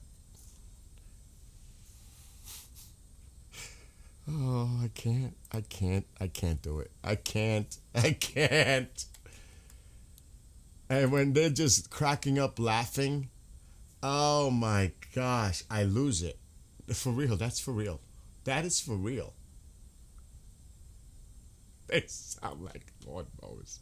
Tuesday's live in 20. That's what I said with the ride the missile. That's what I was thinking of, a James Bond. Oh my God. Oh. It's almost like a Wile E. Coyote Roadrunner. The missile goes off and it just starts spinning in the room and they're all running for their lives. Oh my God, could you imagine? Oh, I'm losing it. I think I'm tired. I think. Could you imagine? Oh, yeah. So that's the kind of nonsense we gotta deal with. Things like that. So yeah. And you know, I've been trying to tell. People even here have been trying to tell them. You know, I've been writing some songs too. I'm not trying to push my stuff, but you know, my songs aren't so bad either. I'm just Acme Missile Court.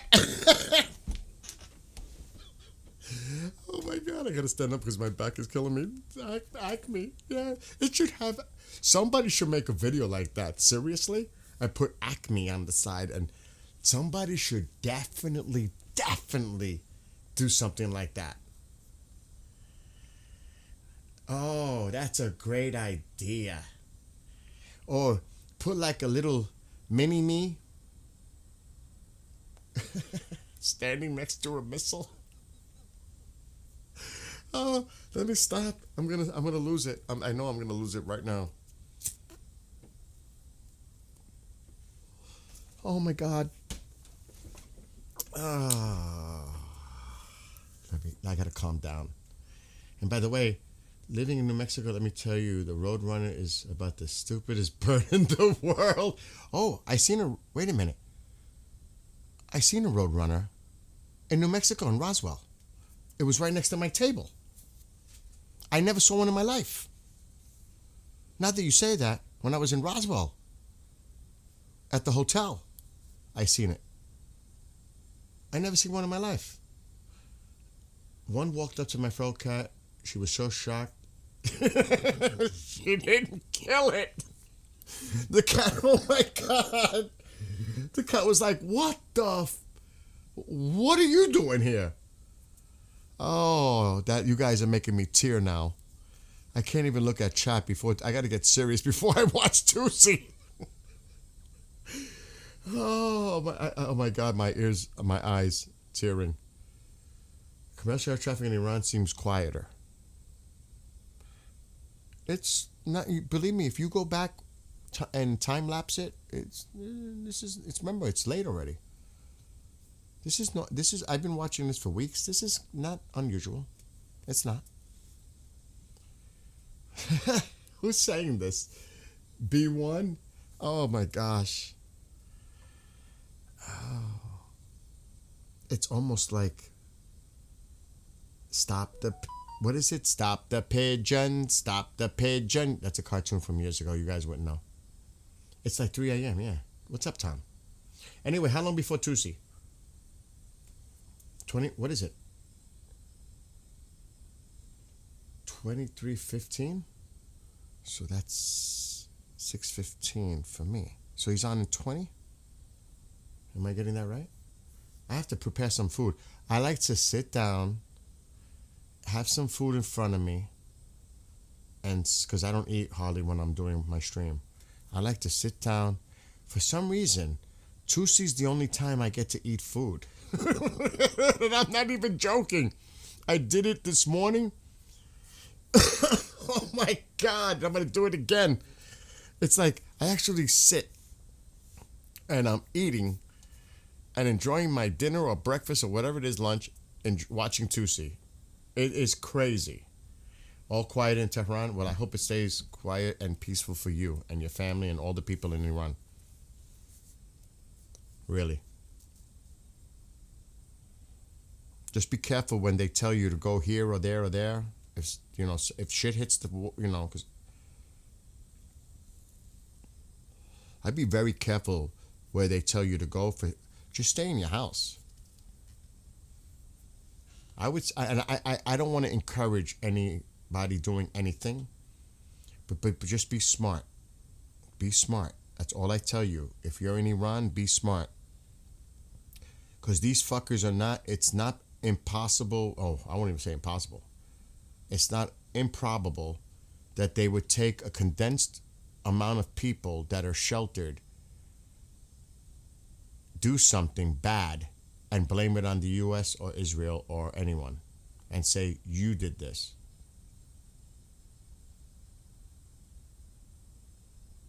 I wouldn't trust them for zero. Oh yeah, we have shelters open. We have A, B, C, D. You can go to these shelters. If I wouldn't trust that shit for nothing. I'll take my chances in my house. Exactly, Smokey. I'm with you. Well, I'm telling you, have hope. Keep the hope. I know that's easy for me to say.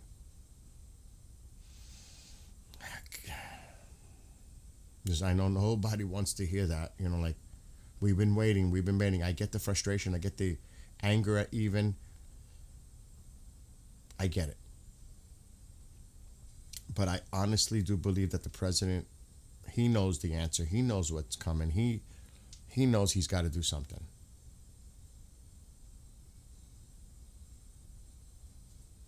It's not Vance. Vance swayed back. A lot of people are hard on Witkoff and his son-in-law.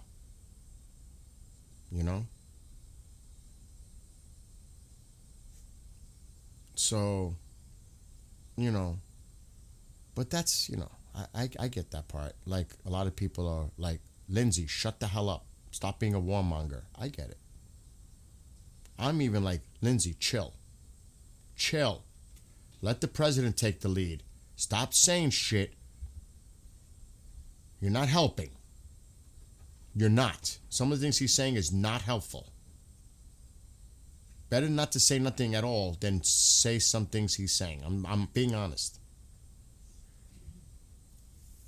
There's hope. I truly, in my heart, emotionally, but also in my mind, thinking, the president is going to act. Now, on what scale, what targets, what the plan is, that I can't tell you. Nobody would know. Only the people in the inner circle and his military, all that. But I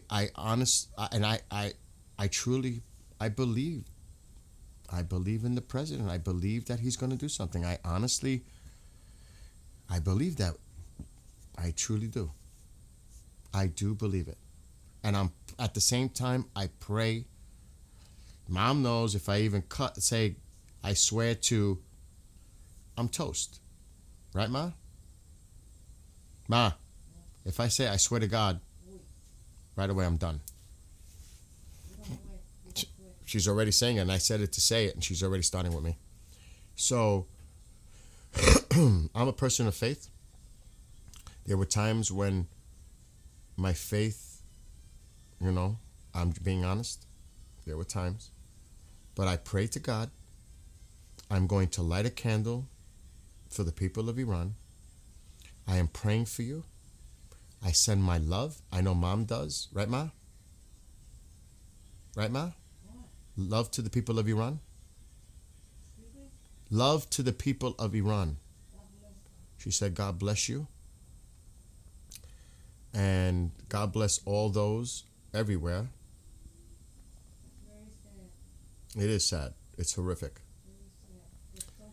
I know you're reading this, but you guys need to resume making lives together, you and Sep Peoples. If Sep wants to join me on a standalone stream, that's fine. I don't know if I'm doing this joint thing anymore. I don't think I'm not feeling it at this moment. I could change my mind, but right now, I'm not feeling it. And I understand, because Sep isn't a friend. He is a friend. But after yesterday's experience, it made me back off. Not from Sep, but from the dual stream thing.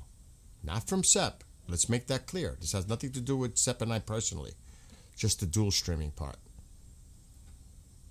I'm not feeling it after yesterday. You know what I mean? And I'm just being honest. In the end, I think Trump will deliver his promise. I do, Smokey. I'm with you. I really do. You know? And like I said, I wish you all love and peace and all the positive things in life. We have way, way too much negative, and there's a lot of evil. There's a lot of evil out there.